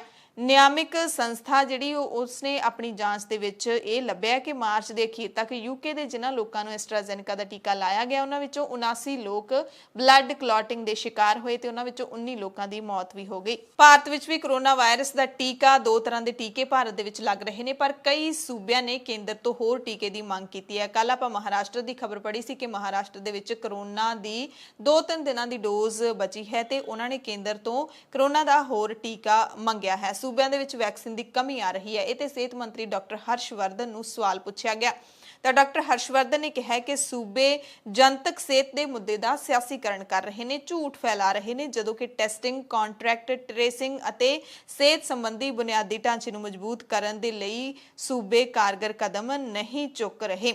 ਕੇਂਦਰੀ ਸਿਹਤ ਮੰਤਰੀ ਤੋਂ ਕਈ ਸੂਬਿਆਂ ਨੇ ਮੰਗ ਕੀਤੀ ਹੈ ਕਿ ਸਾਨੂੰ ਕਰੋਨਾ ਵੈਕਸੀਨ ਦੀ ਸਪਲਾਈ ਵਧਾਈ ਜਾਵੇ ਤੇ ਟੀਕਾਕਰਨ 18 ਸਾਲ ਤੋਂ ਵੱਧ ਉਮਰ ਦੇ ਸਾਰੇ ਲੋਕਾਂ ਲਈ ਖੋਲ੍ਹ ਦਿੱਤਾ ਜਾਵੇ। ਪਰ ਡਾਕਟਰ ਹਰਸ਼ਵਰਧਨ ਨੇ ਜਿਹੜਾ ਇਹ ਬਿਆਨ ਦਿੱਤਾ ਹੈ, ਇਹ ਸੱਚਮੁੱਚ ਹੀ ਬਹੁਤ ਹੈਰਾਨੀਜਨਕ ਹੈ। ਉਹ ਕਹਿੰਦੇ ਨੇ ਕਿ ਸੂਬੇ ਜਨਤਕ ਸਿਹਤ ਦੇ ਮੁੱਦੇ ਦਾ ਸਿਆਸੀਕਰਨ ਕਰ ਰਹੇ ਨੇ। ਇਸ ਵਕਤ ਦੀ ਜਾਣਕਾਰੀ ਦੇ ਮੁਤਾਬਿਕ ਘੱਟੋ ਘੱਟ 6 ਸੂਬਿਆਂ ਨੇ ਕਰੋਨਾ ਵਾਇਰਸ ਦਾ ਜਿਹੜਾ ਟੀਕਾ ਹੈ ਉਸ ਦੀ ਕਮੀ ਦਾ ਮੁੱਦਾ ਚੁੱਕਿਆ ਹੈ। ਇਹ ਸੂਬੇ ਨੇ ਆਂਧਰਾ ਪ੍ਰਦੇਸ਼, ਛੱਤੀਸਗੜ੍ਹ, ਹਰਿਆਣਾ, ਮਹਾਰਾਸ਼ਟਰ, ਓਡੀਸ਼ਾ ਅਤੇ ਤੇਲੰਗਾਨਾ ਤੇ ਹੁਣ ਪੰਜਾਬ ਨੇ ਵੀ ਕਰੋਨਾ ਵੈਕਸੀਨ ਦਾ ਟੀਕਾ ਹੋਰ ਮੰਗਿਆ ਹੈ ਕੇਂਦਰ ਸਰਕਾਰ ਤੋਂ। ਪੰਜਾਬ ਦੀ ਜੇ ਇਕੱਲੇ ਦੀ ਗੱਲ ਕਰ ਲਈਏ ਤਾਂ ਪੰਜਾਬ ਵਿੱਚ ਕਰੋਨਾ ਵਾਇਰਸ ਦੇ ਜਿਨ੍ਹਾਂ ਮਰੀਜ਼ਾਂ ਨੂੰ ਘਰ ਦੇ ਵਿੱਚ ਇਕਾਂਤਵਾਸ ਕੀਤਾ ਜਾ ਰਿਹਾ ਸੀ, ਉਹਨਾਂ ਨੂੰ ਆਪਣੀ ਨਿਗਰਾਨੀ ਰੱਖਣ ਦੇ ਲਈ ਸਤੰਬਰ 2020 ਤੋਂ ਫਤਿਹ ਕਿੱਟ ਭੇਜੀ ਜਾ ਰਹੀ ਸੀ ਤੇ ਹੁਣ ਪੰਜਾਬ ਦੇ ਵਿੱਚ ਇਸ ਕਿੱਟ ਦੀ ਕਮੀ ਵੀ ਨਜ਼ਰ ਆਉਣ ਲੱਗੀ ਹੈ। ਸੋ ਕੇਂਦਰ ਸਰਕਾਰ ਤੇ ਸੂਬਾ ਸਰਕਾਰਾਂ ਦੇ ਵਿਚਾਲੇ ਕਰੋਨਾ ਦੇ ਟੀਕੇ ਨੂੰ ਲੈ ਕੇ ਤਾਲਮੇਲ ਕੋਈ ਬਹੁਤਾ ਚੰਗਾ ਨਹੀਂ ਦਿਖਾਈ ਦੇ ਰਿਹਾ। ਡਾਕਟਰ ਹਰਸ਼ਵਰਧਨ ਨੇ ਜਿੱਥੇ ਆਪਣਾ ਬਿਆਨ ਦਿੱਤਾ ਹੈ, ਉੱਥੇ ਹੀ ਸਿਹਤ ਮੰਤਰਾਲੇ ਦੇ ਇੱਕ ਸੀਨੀਅਰ ਅਧਿਕਾਰੀ ਮਨੋਹਰ ਅਗਨਾਨੀ ਦੀ ਇੱਕ ਚਿੱਠੀ ਸਾਹਮਣੇ ਆਈ ਹੈ। ਇਸ ਚਿੱਠੀ ਦੇ ਵਿੱਚ ਉਹਨਾਂ ਨੇ ਦਿੱਲੀ, ਪੰਜਾਬ ਅਤੇ ਮਹਾਰਾਸ਼ਟਰ ਦੀਆਂ ਸਰਕਾਰਾਂ ਨੂੰ ਲਿਖਿਆ ਹੈ ਕਿ ਉਹ ਟੀਕਾਕਰਨ ਮੁਹਿੰਮ ਨੂੰ ਲੈ ਕੇ ਆਪਣਾ ਪ੍ਰਦਰਸ਼ਨ ਹੈ ਜਿਹੜਾ ਉਹਦੇ ਵਿੱਚ ਸੁਧਾਰ ਕਰਨ। ਲਿਖਿਆ ਕਿ ਇਹਨਾਂ ਸੂਬਿਆਂ ਦਾ ਪ੍ਰਦਰਸ਼ਨ ਕੌਮੀ ਔਸਤ ਨਾਲ ਖਰਾਬ ਹੈ ਤੇ ਇਹਨਾਂ ਨੂੰ ਸੁਧਾਰ ਕਰਨ ਦੀ ਲੋੜ ਹੈ। ਇਹ ਵੀ ਲਿਖਿਆ ਹੈ ਕਿ ਅਸੀਂ ਯਾਨੀ ਕਿ ਕੇਂਦਰ ਸਰਕਾਰ ਦੇਸ਼ ਦੇ ਨਿਰੰਤਰ ਚੱਲ ਰਹੇ ਕੋਵਿਡ-19 ਟੀਕਾਕਰਨ ਮੁਹਿੰਮ ਦੇ ਵਿੱਚ ਆਪਣੇ ਤੁਹਾਡੇ ਸਮਰਥਨ ਦੀ ਉਮੀਦ ਕਰਦੀ ਹੈ ਤੇ ਜੋ ਕਰੋਨਾ ਮਹਾਮਾਰੀ ਦੇ ਪ੍ਰਭਾਵ ਨੂੰ ਘੱਟ ਕਰਨ ਦੇ ਲਈ ਮਹੱਤਵਪੂਰਨ ਹੈ। ਯਾਨੀ ਕਿ ਪੰਜਾਬ, ਮਹਾਰਾਸ਼ਟਰ ਤੇ ਦਿੱਲੀ ਦੇ ਵਿੱਚ ਕਰੋਨਾ ਦਾ ਟੀਕਾ ਉਸ ਦਰ ਦੇ ਨਾਲ ਨਹੀਂ ਲੱਗ ਰਿਹਾ ਜਿਸ ਦਰ ਨਾਲ ਲੱਗਣਾ ਚਾਹੀਦਾ। ਉਹਨਾਂ ਨੇ ਆਪਣੀ ਚਿੱਠੀ ਵਿੱਚ ਦਿੱਲੀ, ਪੰਜਾਬ ਤੇ ਮਹਾਰਾਸ਼ਟਰ ਨੂੰ ਹੁਣ ਤੱਕ ਦਿੱਤੀ ਗਈ ਕਰੋਨਾ ਵੈਕਸੀਨ ਦੀ ਡੋਜ਼ ਦੀ ਮਾਤਰਾ ਦਾ ਵੀ ਜ਼ਿਕਰ ਕੀਤਾ ਹੈ। ਦਿੱਲੀ ਹਾਈ ਕੋਰਟ ਨੇ ਚੋਣ ਪ੍ਰਚਾਰ ਦੌਰਾਨ ਮਾਸਕ ਲਾਜ਼ਮੀ ਕਰਨ ਸੰਬੰਧੀ ਪਟੀਸ਼ਨ ਤੇ ਚੋਣ ਕਮਿਸ਼ਨ ਤੇ ਕੇਂਦਰ ਸਰਕਾਰ ਨੂੰ ਨੋਟਿਸ ਭੇਜਿਆ ਤੇ ਵੀਰਵਾਰ ਤੱਕ ਚੋਣ ਕਮਿਸ਼ਨ ਤੇ ਕੇਂਦਰ ਸਰਕਾਰ ਤੋਂ ਇਸ ਮਸਲੇ ਤੇ ਜਵਾਬ ਮੰਗਿਆ। ਜਸਟਿਸ ਡੀ.ਐਨ. ਪਟੇਲ ਤੇ ਜਸਟਿਸ ਜਸਮੀਤ ਸਿੰਘ ਦੇ ਬੈਂਚ ਨੇ ਯੂਪੀ ਦੇ ਸਾਬਕਾ ਡੀਜੀਪੀ ਵਿਕਰਮ ਸਿੰਘ ਦੀ ਪਟੀਸ਼ਨ ਤੇ ਨੋਟਿਸ ਜਾਰੀ ਕੀਤੇ ਨੇ ਤੇ ਅਗਲੀ ਸੁਣਵਾਈ 30 ਅਪ੍ਰੈਲ ਨੂੰ ਹੋਵੇਗੀ। ਕੋਵਿਡ ਦੇ ਕਾਰਨ ਜਿੱਥੇ ਕਈ ਸੂਬਿਆਂ ਦੇ ਵਿੱਚ ਸਕੂਲ ਬੰਦ ਕਰ ਦਿੱਤੇ ਗਏ ਨੇ, ਜਿੱਥੇ ਪੰਜਾਬ ਦੇ ਵਿੱਚ ਸੜਕਾਂ ਦੇ ਉੱਤੇ ਉਤਰੇ ਹੋਏ ਨੇ ਵਿਦਿਆਰਥੀਆਂ ਦੇ ਮਾਪੇ, ਅਧਿਆਪਕ ਤੇ ਹੋਰ ਲੋਕ ਕਿ ਸਕੂਲ ਖੋਲੋ, ਉੱਥੇ ਹੀ ਇਹ ਖਬਰ ਵੀ ਮਿਲ ਰਹੀ ਹੈ ਕਿ ਕਰੋਨਾ ਦੇ ਕਰਕੇ ਵਿਦਿਆਰਥੀ ਬੋਰਡ ਦੇ ਪੇਪਰ ਰੱਦ ਕਰਵਾਉਣਾ ਚਾਹੁੰਦੇ ਨੇ। ਇਸ ਜਿਹੜਾ ਕਰੋਨਾ ਦੇ ਕੇਸਾਂ ਦੇ ਵਿੱਚ ਵਾਧਾ ਹੋ ਰਿਹਾ ਹੈ, ਕਰਫਿਊ ਲੱਗ ਰਿਹਾ ਹੈ, ਲੋਕਡਾਊਨ ਲੱਗ ਰਿਹਾ ਹੈ, ਇਸ ਦੇ ਮੱਦੇਨਜ਼ਰ 10ਵੀਂ ਤੇ 12ਵੀਂ ਦੇ 1 ਲੱਖ ਤੋਂ ਵੱਧ ਵਿਦਿਆਰਥੀਆਂ ਨੇ ਪਟੀਸ਼ਨਾਂ ਤੇ ਦਸਤਖਤ ਕੀਤੇ ਨੇ ਤੇ ਸਰਕਾਰ ਨੂੰ ਮਈ ਦੇ ਵਿੱਚ ਬੋਰਡ ਦੀਆਂ ਪ੍ਰੀਖਿਆਵਾਂ ਰੱਦ ਕਰਨ ਜਾਂ ਪ੍ਰੀਖਿਆਵਾਂ ਨੂੰ ਆਨਲਾਈਨ ਕਰਨ ਦੀ ਬੇਨਤੀ ਕੀਤੀ ਹੈ। ਲਗਭਗ ਪਿਛਲੇ 2 ਦਿਨਾਂ ਤੋਂ ਟਵਿੱਟਰ ਦੇ ਉੱਤੇ ਕੈਂਸਲ ਬੋਰਡ ਐਗਜ਼ਾਮ 2021 ਹੈਸ਼ਟੈਗ ਚੱਲ ਰਿਹਾ ਹੈ। ਹਾਲਾਂਕਿ ਸੀਬੀਐਸਈ ਅਤੇ ਸੀਆਈਐਸਸੀ ਨੇ ਕਿਹਾ ਕਿ ਵਿਦਿਆਰਥੀਆਂ ਦੀ ਸੁਰੱਖਿਆ ਦੇ ਲਈ ਲੋੜੀਂਦੇ ਪ੍ਰਬੰਧ ਕਰ ਦਿੱਤੇ ਗਏ ਨੇ ਤੇ ਕੋਵਿਡ-19 ਦੇ ਸਾਰੇ ਦਿਸ਼ਾ ਨਿਰਦੇਸ਼ਾਂ ਦੀ ਪਾਲਣਾ ਕਰਦੇ ਹੋਏ ਪੇਪਰ ਲਏ ਜਾਣਗੇ। ਸੋ ਵਿਦਿਆਰਥੀਆਂ ਦੇ ਪੇਪਰ ਆਨਲਾਈਨ ਲਏ ਜਾਣਗੇ। ਸਰਕਾਰਾਂ ਦੇ ਵੱਲੋਂ ਇਹੋ ਫੈਸਲਾ ਲਿਆ ਜਾ ਸਕਦਾ ਹੈ, ਇਸ ਬਾਰੇ ਕੋਈ ਵੀ ਬਹੁਤੀ ਉਮੀਦ ਨਹੀਂ ਹੈ। ਸੋ ਇਹ ਜਿਹੜਾ ਟਵਿੱਟਰ ਦੇ ਉੱਤੇ ਹੈਸ਼ਟੈਗ ਚੱਲ ਰਿਹਾ ਹੈ, ਇਹ ਹਾਲਾਂਕਿ ਇਸ ਦੀ ਗਿਣਤੀ ਹੈ ਜਿਹੜੀ ਉਹ 1 ਲੱਖ ਤੋਂ ਵੀ ਵੱਧ ਹੋ ਸਕਦੀ ਹੈ। ਵਿਦਿਆਰਥੀਆਂ ਦੇ ਦਸਤਖਤ ਹੋਰ ਵੀ ਵੱਧ ਸਕਦੇ ਨੇ, ਪਰ ਸਰਕਾਰਾਂ ਇਸ ਬਾਰੇ ਕੀ ਫੈਸਲਾ ਲੈਂਦੀਆਂ ਨੇ ਇਹ ਦੇਖਣ ਵਾਲੀ ਗੱਲ ਰਹੇਗੀ। ਤੇ ਜੇ ਪੇਪਰ ਵੀ ਆਨਲਾਈਨ ਲੈਣ ਦਾ ਸਰਕਾਰ ਨੇ ਫੈਸਲਾ ਲੈ ਲਿਆ, ਇਹਨਾਂ ਵਿਦਿਆਰਥੀਆਂ ਦੀ ਮੰਗ ਮੰਨ ਲਈ, ਤਾਂ ਹੋ ਸਕਦਾ ਹੈ ਕਿ ਪੰਜਾਬ ਦੇ ਵਿੱਚ ਇਹ ਵਿਰੋਧ ਹੋਰ ਵੀ ਤਿੱਖਾ ਹੋ ਜਾਵੇ। ਪ੍ਰਧਾਨ ਮੰਤਰੀ ਨਰਿੰਦਰ ਮੋਦੀ ਨੇ ਕਰੋਨਾ ਦਾ ਦੂਸਰਾ ਟੀਕਾ ਲਗਵਾ ਲਿਆ ਤੇ ਪੰਜਾਬ ਦੇ ਸੰਗਰੂਰ ਦੀ ਰਹਿਣ ਵਾਲੀ ਨਰਸ ਨਿਸ਼ਾ ਸ਼ਰਮਾ ਨੇ ਏਮਸ ਦੇ ਵਿੱਚ ਪ੍ਰਧਾਨ ਮੰਤਰੀ ਨਰਿੰਦਰ ਮੋਦੀ ਨੂੰ ਕੋਵਿਡ ਦਾ ਦੂਸਰਾ ਟੀਕਾ ਲਾਇਆ। ਹਸਪਤਾਲ ਦੇ ਵਿੱਚ ਟੀਕਾ ਲਾਉਣ ਤੋਂ ਬਾਅਦ ਨਰਸ ਨੇ ਕਿਹਾ ਕਿ ਮੈਨੂੰ ਸਵੇਰੇ ਦੱਸਿਆ ਗਿਆ ਸੀ ਕਿ ਪ੍ਰਧਾਨ ਮੰਤਰੀ ਟੀਕੇ ਦੀ ਦੂਜੀ ਖੁਰਾਕ ਲੈਣ ਦੇ ਲਈ ਹਸਪਤਾਲ ਦਾ ਦੌਰਾ ਕਰ ਰਹੇ ਨੇ ਤੇ ਨਰਸ ਨੇ ਪ੍ਰਧਾਨ ਮੰਤਰੀ ਨੂੰ ਟੀਕਾ ਲਾਉਣਾ ਤੇ ਉਹਨਾਂ ਦੇ ਨਾਲ ਮੁਲਾਕਾਤ ਨੂੰ ਯਾਦਗਾਰੀ ਦੱਸਿਆ ਕਿ ਹੈ ਕਿ ਪ੍ਰਧਾਨ ਮੰਤਰੀ ਨੇ ਮੇਰੇ ਨਾਲ ਗੱਲ ਵੀ ਕੀਤੀ ਤੇ ਤਸਵੀਰਾਂ ਵੀ ਖਿੱਚੀਆਂ। ਪੰਜਾਬ ਯੋਜਨਾ ਬੋਰਡ ਦੀ ਚੇਅਰਪਰਸਨ ਤੇ ਸਾਬਕਾ ਮੁੱਖ ਮੰਤਰੀ ਰਜਿੰਦਰ ਕੌਰ ਭੱਠਲ ਤੇ ਉਹਨਾਂ ਦੇ ਓਐਸਡੀ ਰਵਿੰਦਰ ਟੁਰਨਾ ਨੂੰ ਕਰੋਨਾ ਹੋ ਗਿਆ ਹੈ ਤੇ ਇਸ ਵਕਤ ਦੋਵਾਂ ਨੂੰ ਇਕਾਂਤਵਾਸ ਦੇ ਵਿੱਚ ਭੇਜ ਦਿੱਤਾ ਗਿਆ ਹੈ। ਆਪੋ ਆਪਣੇ ਘਰਾਂ ਦੇ ਵਿੱਚ ਇਕਾਂਤਵਾਸ ਦੇ ਵਿੱਚ ਨੇ। ਕੋਵਿਡ ਦੇ ਟੀਕੇ ਨੂੰ ਲੈ ਕੇ ਕੇਂਦਰ ਸਰਕਾਰ ਦੇ ਇਲਜ਼ਾਮਾਂ ਦਾ ਕੇਜਰੀਵਾਲ ਸਰਕਾਰ ਨੇ ਜਵਾਬ ਦਿੱਤਾ। ਦਿੱਲੀ ਦੇ ਸਿਹਤ ਮੰਤਰੀ ਸਤਿੰਦਰ ਜੈਨ ਨੇ ਕਿਹਾ ਕਿ ਇਲਜ਼ਾਮ ਤਾਂ ਅਸੀਂ ਵੀ ਲਾ ਸਕਦੇ ਹਾਂ। ਕੇਂਦਰ ਸਰਕਾਰ ਵੱਲੋਂ ਜਿਹੜੇ ਹਸਪਤਾਲ ਚਲਾਏ ਜਾ ਰਹੇ ਨੇ ਉਹਨਾਂ ਦੇ ਵਿੱਚ ਕਿੰਨਾ ਘੱਟ ਟੀਕਾਕਰਨ ਹੋਇਆ ਅਸੀਂ ਵੀ ਦੱਸ ਸਕਦੇ ਹਾਂ, ਪਰ ਇਹ ਸਾਡਾ ਮਕਸਦ ਨਹੀਂ ਹੈ। ਅਸੀਂ ਚਾਹੁੰਦੇ ਹਾਂ ਕਿ ਵੱਧ ਤੋਂ ਵੱਧ ਲੋਕਾਂ ਨੂੰ ਜਲਦ ਤੋਂ ਜਲਦ ਟੀਕਾ ਲਾਇਆ ਜਾਵੇ। ਕੇਂਦਰੀ ਸਿਹਤ ਮੰਤਰੀ ਦੇ ਵੱਲੋਂ ਦਿੱਲੀ ਸਮੇਤ ਪੰਜਾਬ ਤੇ ਮਹਾਰਾਸ਼ਟਰ ਸੂਬਿਆਂ ਦੇ ਉੱਤੇ ਜੋ ਇਲਜ਼ਾਮ ਲਾਏ ਗਏ ਨੇ ਕਿ ਇੱਥੇ ਟੀਕਾਕਰਨ ਘੱਟ ਹੋਇਆ, ਉਹਨਾਂ ਦੇ ਜਵਾਬ ਦੇ ਵਿੱਚ ਦਿੱਲੀ ਸਰਕਾਰ ਨੇ ਜਵਾਬ ਦੇ ਦਿੱਤਾ ਹੈ ਕਿ ਅਸੀਂ ਕੋਵਿਡ ਦੇ ਖਿਲਾਫ ਮਿਲ ਕੇ ਲੜਾਈ ਕਰਨਾ ਚਾਹੁੰਦੇ ਹਾਂ। ਕੇਂਦਰ ਸਰਕਾਰ ਦਾ ਇਸ ਤਰ੍ਹਾਂ ਦਾ ਆਰੋਪ, ਇਸ ਤਰ੍ਹਾਂ ਦੇ ਇਲਜ਼ਾਮ ਲਾਉਣਾ ਬਿਲਕੁਲ ਵੀ ਠੀਕ ਨਹੀਂ ਹੈ। ਕਰੋਨਾ ਦੀ ਮਹਾਮਾਰੀ ਨਾਲ ਸਾਨੂੰ ਰਲ ਕੇ ਹੀ ਲੜਨਾ ਪਵੇਗਾ। ਸਤਿੰਦਰ ਜੈਨ ਨੇ ਕਿਹਾ ਕਿ ਦਿੱਲੀ ਦੇ ਵਿੱਚ ਟੀਕਾਕਰਨ ਮੁਹਿੰਮ ਬਹੁਤ ਚੰਗੇ ਤਰੀਕੇ ਨਾਲ ਚੱਲ ਰਹੀ ਹੈ। ਦਿੱਲੀ ਕੋਲ 4 ਤੋਂ 5 ਦਿਨਾਂ ਦਾ ਟੀਕਾ ਵੀ ਪਿਆ ਹੋਇਆ ਹੈ। ਨਾਲ ਹੀ ਉਹਨਾਂ ਨੇ ਉਮੀਦ ਵੀ ਜਤਾਈ ਕਿ ਸਾਨੂੰ ਕੇਂਦਰ ਤੋਂ ਹੋਰ ਟੀਕਾ ਵੀ ਮਿਲ ਜਾਏਗਾ। ਬੁਲੇਟਿਨ ਦੇ ਵਿੱਚ ਪੰਜਾਬ ਦੀਆਂ ਕੁਝ ਅਹਿਮ ਖਬਰਾਂ ਤੇ ਨਜ਼ਰ ਪਾ ਲੈਂਦੇ ਹਾਂ। ਸਭ ਤੋਂ ਪਹਿਲਾਂ ਦੀਪ ਸਿੱਧੂ ਦੀ ਜ਼ਮਾਨਤ ਅਰਜ਼ੀ ਤੇ ਜਿਹੜੀ ਸੁਣਵਾਈ ਹੋਣੀ ਸੀ ਉਸ ਨਾਲ ਜੁੜੀ ਖਬਰ ਹੈ। ਕੋਈ ਵੀ ਫੈਸਲਾ 8 ਅਪ੍ਰੈਲ ਨੂੰ ਫੇਰ ਨਹੀਂ ਆ ਸਕਿਆ ਦੀਪ ਸਿੱਧੂ ਦੀ ਜ਼ਮਾਨਤ ਤੇ। ਅਗਲੀ ਸੁਣਵਾਈ ਹੈ ਜਿਹੜੀ ਉਹ 12 ਅਪ੍ਰੈਲ ਤੇ ਪਾ ਦਿੱਤੀ ਗਈ ਹੈ। ਬਹਿਸ ਦੌਰਾਨ ਅਦਾਲਤ ਨੇ ਦਿੱਲੀ ਪੁਲਿਸ ਨੂੰ ਹੁਕਮ ਦਿੱਤੇ ਨੇ ਕਿ 26 ਜਨਵਰੀ ਤੋਂ ਪਹਿਲਾਂ 25 ਜਨਵਰੀ ਦੀ ਰਾਤ ਨੂੰ ਦੀਪ ਸਿੱਧੂ ਨੇ ਕਿਸਾਨ ਮੋਰਚੇ ਦੀ ਸਟੇਜ ਤੋਂ ਜਿਹੜੀ ਸਪੀਚ ਦਿੱਤੀ ਸੀ ਉਸ ਨੂੰ ਟਰਾਂਸਲੇਟ ਕਰਕੇ ਅਦਾਲਤ ਵਿੱਚ ਪੇਸ਼ ਕੀਤਾ ਜਾਏ। ਉਸ ਤੋਂ ਬਾਅਦ ਹੀ ਦੀਪ ਸਿੱਧੂ ਦੀ ਜ਼ਮਾਨਤ ਤੇ ਕੋਈ ਫੈਸਲਾ ਲਿਆ ਜਾਏਗਾ। ਦਿੱਲੀ ਦੀ 30 ਹਜ਼ਾਰੀ ਕੋਰਟ ਦੇ ਵਿੱਚ ਸੁਣਵਾਈ ਹੋਈ ਹੈ।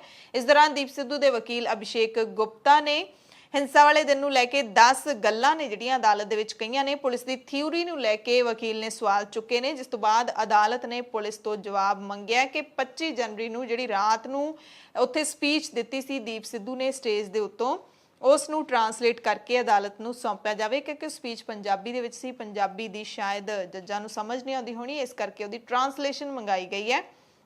ਦੀਪ ਸਿੱਧੂ ਦੇ ਵਕੀਲ ਨੇ ਕੀ ਕਿਹਾ ਕਿ ਕਿਸੇ ਵੀ ਕਿਸਾਨ ਜਥੇਬੰਦੀਆਂ ਦੇ ਨਾਲ ਦੀਪ ਸਿੱਧੂ ਨਹੀਂ ਜੁੜਿਆ। ਟਰੈਕਟਰ ਰੈਲੀ ਤੇ ਦੀਪ ਸਿੱਧੂ ਨੇ ਅਦਾਲਤ ਨੂੰ ਦੱਸਿਆ ਕਿ ਉਹਨਾਂ ਵੱਲੋਂ ਸੱਦਾ ਨਹੀਂ ਦਿੱਤਾ ਗਿਆ ਸੀ, ਯਾਨੀ ਕਿ ਟਰੈਕਟਰ ਰੈਲੀ ਦਾ ਸੱਦਾ ਦੀਪ ਸਿੱਧੂ ਵੱਲੋਂ ਨਹੀਂ ਦਿੱਤਾ ਗਿਆ ਸੀ। ਲਾਲ ਕਿਲੇ ਵਿੱਚ ਜਾਣ ਲਈ ਮੈਂ ਕਿਸੇ ਨੂੰ ਨਹੀਂ ਕਿਹਾ ਸੀ, ਇਹ ਦੀਪ ਸਿੱਧੂ ਨੇ ਵਕੀਲ ਰਾਹੀਂ ਕਿਹਾ। ਇਹ ਵੀ ਕਿਹਾ ਕਿ ਅਜਿਹਾ ਕੋਈ ਸਬੂਤ ਨਹੀਂ ਹੈ ਜਿਸ ਤੋਂ ਸਾਬਤ ਹੋਵੇ ਕਿ ਦੀਪ ਸਿੱਧੂ ਨੇ ਬੈਰੀਗੇਡ ਤੋੜੇ ਤੇ ਲਾਲ ਕਿਲੇ ਦੇ ਵਿੱਚ ਜਿਹੜੀ ਹਿੰਸਾ ਹੋਈ ਉਹਦੇ ਵਿੱਚ ਦੀਪ ਸਿੱਧੂ ਸ਼ਾਮਿਲ ਸੀ। ਵਕੀਲ ਨੇ ਵੀ ਪੁੱਛਿਆ ਕਿ FIR ਦੇ ਵਿੱਚ ਆਰਮਸ ਐਕਟ ਦੀ ਧਾਰਾ ਕਿਉਂ ਜੋੜੀ ਗਈ ਹੈ, ਜਦਕਿ ਹੱਥ ਵਿੱਚ ਕੋਈ ਹਥਿਆਰ ਤਾਂ ਹੈ ਹੀ ਨਹੀਂ ਸੀ। FIR ਦੇ ਵਿੱਚ ਦੱਸਿਆ ਗਿਆ ਕਿ 26 ਜਨਵਰੀ ਦੁਪਹਿਰੇ 12 ਵਜੇ 1000 ਲੋਕ ਲਾਲ ਕਿਲੇ ਪਹੁੰਚੇ, ਜਦਕਿ 12:15 ਵਜੇ ਤਾਂ ਲਾਹੌਰੀ ਗੇਟ ਦੇ ਕੋਲ ਬੈਰੀਕੇਡ ਤੋੜੇ ਗਏ ਸੀ। ਫਿਰ 12 ਵਜੇ ਲਾਲ ਕਿਲੇ ਕਿਵੇਂ ਪਹੁੰਚ ਸਕਦੇ ਨੇ? ਵਕੀਲ ਨੇ ਦੱਸਿਆ ਕਿ ਦੀਪ ਸਿੱਧੂ ਲਾਲ ਕਿਲੇ ਬਹੁਤ ਲੇਟ ਪਹੁੰਚਿਆ ਸੀ। ਫੋਨ ਰਿਕਾਰਡ ਅਤੇ ਦੀਪ ਸਿੱਧੂ ਦੇ ਰੂਟ ਦੀ ਜਾਂਚ ਏਜੰਸੀਆਂ ਨੇ ਜਾਂਚ ਕੀਤੀ ਹੈ। ਦੀਪ ਸਿੱਧੂ ਨੇ ਕਿਹਾ ਕਿ ਲਾਲ ਕਿਲੇ ਤੇ ਉਸਨੇ ਕਿਸੇ ਵੀ ਵਾਰਦਾਤ ਨੂੰ ਅੰਜਾਮ ਨਹੀਂ ਦਿੱਤਾ ਸੀ। ਵਕੀਲ ਨੇ ਦਾਅਵਾ ਕੀਤਾ ਕਿ ਦੀਪ ਸਿੱਧੂ ਗਲਤ ਵਕਤ ਤੇ ਲਾਲ ਕਿਲੇ ਤੇ ਮੌਜੂਦ ਸੀ, ਸ਼ਾਂਤੀ ਨਾਲ ਪ੍ਰਦਰਸ਼ਨ ਕਰ ਰਿਹਾ ਸੀ ਤੇ ਭੀੜ ਨੂੰ ਸ਼ਾਂਤ ਵੀ ਕਰਵਾ ਰਿਹਾ ਸੀ। ਵਕੀਲ ਨੇ ਵੀ ਕਿਹਾ ਕਿ ਏਜੰਸੀਆਂ ਕੋਲ ਕੋਈ ਵੀ ਅਜਿਹਾ ਸਬੂਤ ਨਹੀਂ ਹੈ ਜਿਹਦੇ ਨਾਲ ਸਾਬਤ ਹੋ ਸਕੇ ਕਿ ਹਿੰਸਾ ਭੜਕਾਉਣ ਦੇ ਵਿੱਚ ਦੀਪ ਸਿੱਧੂ ਦਾ ਹੱਥ ਸੀ। ਸੋ ਇਹ ਸਾਰੇ ਜਿਹੜੇ 10 ਨੁਕਤੇ ਹੈਗੇ ਨੇ ਉਹ ਵਕੀਲ ਨੇ ਅਦਾਲਤ ਦੇ ਵਿੱਚ ਰੱਖੇ ਨੇ।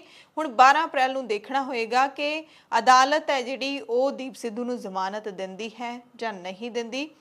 ਪੂਰੇ 2 ਮਹੀਨੇ ਹੋਣ ਵਾਲੇ ਨੇ ਦੀਪ ਸਿੱਧੂ ਨੂੰ ਜੇਲ੍ਹ ਦੇ ਵਿੱਚ ਬੈਠਿਆ ਹੋਇਆ।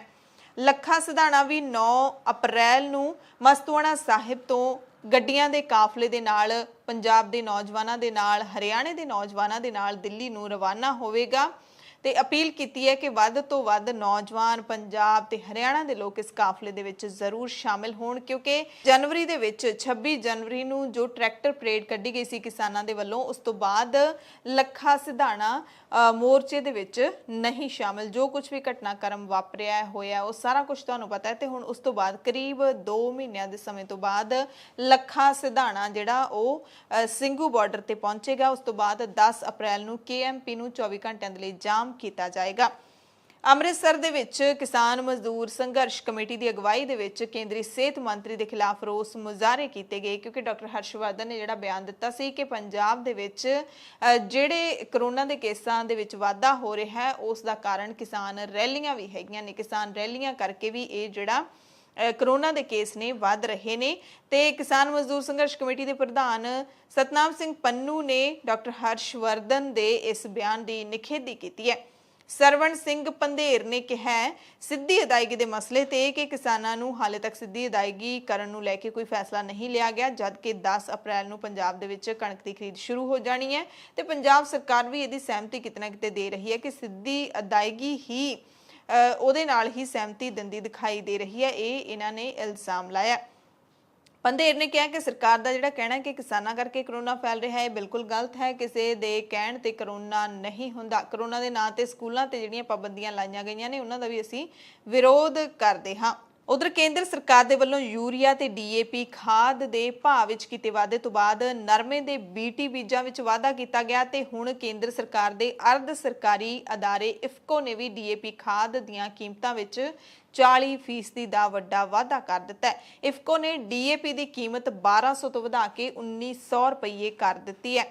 ਨਵੇਂ ਰੇਟ ਲਾਗੂ ਹੋਣ ਦੇ ਨਾਲ IFFCO ਦਾ DAP ਖਾਦ ਦਾ 50 ਕਿਲੋ ਦਾ ਬੈਗ ਹੈ ਜਿਹੜਾ 1900 ਰੁਪਏ ਦੇ ਵਿੱਚ ਮਿਲੇਗਾ, ਜਿਹੜਾ ਪਹਿਲਾਂ 1200 ਰੁਪਏ 'ਚ ਮਿਲਦਾ ਸੀ। ਤੁਸੀਂ ਸੋਚ ਸਕਦੇ ਹੋ ਕਿ ਕਿੰਨੀ ਕੀਮਤ ਵਧਾ ਦਿੱਤੀ ਗਈ ਹੈ। 1200 ਤੋਂ ਸਿੱਧਾ ਹੀ 1900 ਰੁਪਏ ਕਰ ਦੇਣਾ ਕੋਈ ਛੋਟਾ ਵਾਧਾ ਨਹੀਂ ਹੁੰਦਾ। IFFCO ਦੇ ਮਾਰਕੀਟਿੰਗ ਡਾਇਰੈਕਟਰ ਯੋਗੇਂਦਰ ਕੁਮਾਰ ਨੇ ਚਿੱਠੀ ਜਾਰੀ ਕਰਕੇ ਵਧੀਆਂ ਦਰਾਂ 1 ਅਪ੍ਰੈਲ 2021 ਤੋਂ ਲਾਗੂ ਕਰਨ ਦਾ ਹੁਕਮ ਦੇ ਦਿੱਤਾ ਹੈ। ਪੰਜਾਬ ਦੀਆਂ ਸਹਿਕਾਰੀ ਸਭਾਵਾਂ ਦੇ ਵਿੱਚ IFFCO ਦੀ DAP 25% ਦੀ ਸਪਲਾਈ ਹੁੰਦੀ ਹੈ। ਸੂਤਰ ਦੱਸਦੇ ਨੇ ਕਿ ਕੁਝ ਫਰਟੀਲਾਈਜ਼ਰ ਕੰਪਨੀਆਂ ਨੇ ਫਰਵਰੀ ਮਹੀਨੇ ਵਿੱਚ DAP ਦੀਆਂ ਨਵੀਆਂ ਦਰਾਂ 13 ਤੋਂ 1400 ਰੁਪਏ MRP ਤੇ ਮਾਲ ਹੈ ਜਿਹੜਾ ਉਹ ਬਾਜ਼ਾਰਾਂ ਦੇ ਵਿੱਚ ਭੇਜ ਦਿੱਤਾ ਸੀ, ਪਰ ਹੁਣ IFFCO ਨੇ ਕੀਮਤਾਂ ਹੋਰ ਵਧਾ ਦਿੱਤੀਆਂ ਨੇ। ਸੋਸ਼ਲ ਮੀਡੀਆ ਖਾਸ ਕਰਕੇ ਟਵਿੱਟਰ ਦੇ ਉੱਤੇ 1984 ਦੀ ਨਸਲਕੁਸ਼ੀ ਦੁਹਰਾਉਣ ਦੀ ਧਮਕੀ ਦਿੱਤੀ ਜਾ ਰਹੀ ਹੈ ਕੁਝ ਲੋਕਾਂ ਦੇ ਵੱਲੋਂ, ਜਿਸ ਤੋਂ ਬਾਅਦ SGPC ਪ੍ਰਧਾਨ ਬੀਬੀ ਜਗੀਰ ਕੌਰ ਨੇ ਟਵਿੱਟਰ ਨੂੰ ਚਿੱਠੀ ਲਿਖੀ ਹੈ।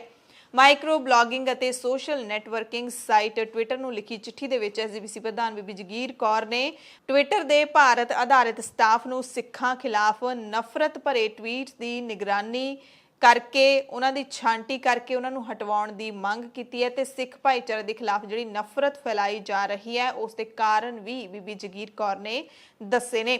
ਜਗੀਰ ਕੌਰ ਨੇ ਟਵਿੱਟਰ ਨੂੰ ਲਿਖੀ ਚਿੱਠੀ ਵਿੱਚ ਕਿਹਾ ਹੈ ਕਿ ਕਿਉਂਕਿ ਐਸਜੀਪੀਸੀ ਨੇ ਕਿਸਾਨਾਂ ਦੇ ਅੰਦੋਲਨ ਦੀ ਹਮਾਇਤ ਕੀਤੀ ਹੈ, ਇਸ ਲਈ ਸਾਡੇ ਖਿਲਾਫ ਕੁਝ ਲੋਕ ਟਵਿੱਟਰ ਤੇ ਗਲਤ ਭਾਸ਼ਾ ਦੀ ਵਰਤੋਂ ਕਰ ਰਹੇ ਨੇ ਤੇ ਤੁਲਨਾ ਜਿਹੜੀ ਹੈ ਜਰਮਨੀ ਵਿੱਚ ਨਾਜ਼ੀਆਂ ਦੇ ਯਹੂਦੀ ਵਿਰੋਧੀ ਪ੍ਰਚਾਰ ਦੇ ਨਾਲ ਕੀਤੀ ਗਈ ਹੈ। ਜਗੀਰ ਕੌਰ ਨੇ ਕਿਹਾ ਕਿ ਜਦੋਂ ਐਸਜੀਪੀਸੀ ਨੇ ਆਪਣੇ ਬਜਟ ਇਜਲਾਸ ਦੇ ਵਿੱਚ ਆਰਐਸਐਸ ਦੇ ਖਿਲਾਫ ਮਤਾ ਪਾਸ ਕੀਤਾ ਜਿਹਦੇ ਵਿੱਚ ਭਾਰਤ ਨੂੰ ਹਿੰਦੂ ਰਾਸ਼ਟਰ ਬਣਾਉਣ ਦੀਆਂ ਕੋਸ਼ਿਸ਼ਾਂ ਦਾ ਜ਼ਿਕਰ ਕੀਤਾ ਗਿਆ, ਉਸ ਤੋਂ ਬਾਅਦ ਨਫ਼ਰਤ ਭਰੇ ਟਵੀਟ ਨੇ ਜਿਹੜੇ ਉਹ ਲਗਾਤਾਰ ਕੀਤੇ ਜਾ ਰਹੇ ਨੇ ਸਿੱਖਾਂ ਦੇ ਵਿਰੁੱਧ, ਐਸਜੀਪੀਸੀ ਦੇ ਵਿਰੁੱਧ। ਚਿੱਠੀ ਵਿੱਚ ਐਸਜੀਪੀਸੀ ਪ੍ਰਧਾਨ ਬੀਬੀ ਜਗੀਰ ਕੌਰ ਨੇ ਮਲੋਟ ਦੇ ਵਿੱਚ ਬੀਜੇਪੀ ਦੇ ਵਿਧਾਇਕ ਦੇ ਉੱਤੇ ਹੋਏ ਹਮਲੇ ਦਾ ਵੀ ਜ਼ਿਕਰ ਕੀਤਾ ਹੈ। ਕਿਹਾ ਕਿ ਇਸ ਹਮਲੇ ਤੋਂ ਬਾਅਦ ਐਸਜੀਪੀਸੀ ਅਤੇ ਸਿੱਖਾਂ ਨੂੰ ਟਾਰਗੇਟ ਕਰਕੇ ਹਿੰਦੂ ਤੇ ਸਿੱਖਾਂ ਦੇ ਰਿਸ਼ਤਿਆਂ ਦੇ ਵਿੱਚ ਨਫ਼ਰਤ ਫੈਲਾਉਣ ਦਾ ਕੋਸ਼ਿਸ਼ ਜਿਹੜੀ ਕੀਤੀ ਜਾ ਰਹੀ ਹੈ। ऐना ही नहीं, बीबी जगीर कौर ने एक सोशल मीडिया पोस्ट का भी जिक्र किया है, कहा कि हद इत्थों तक हो गई है कि कुछ लोग 1984 नस्लकुशी दोहराउण की धमकी तक दे रहे हैं। तो 1984 दे विच नस्लकुशी किस हद तक की गई सी वो तुसीं सारे जानते हो। एसजीपीसी प्रधान बीबी जगीर कौर ने ट्विटर नूं लिखी चिट्ठी विच ना सिर्फ सिखां के खिलाफ विवादित ट्वीट्स नूं हटाउण ते निगरानी करन दी मंग की है, बल्कि नफरत फैलाउण वाले हैंडलर्स नूं ब्लॉक करन दी भी मंग कीती है। एसजीपीसी प्रधान ने यह चिट्ठी मुख मंत्री कैप्टन अमरिंदर सिंह, देश के गृह विभाग अते प्रधानमंत्री दफ्तर नूं भी टैग कीती है।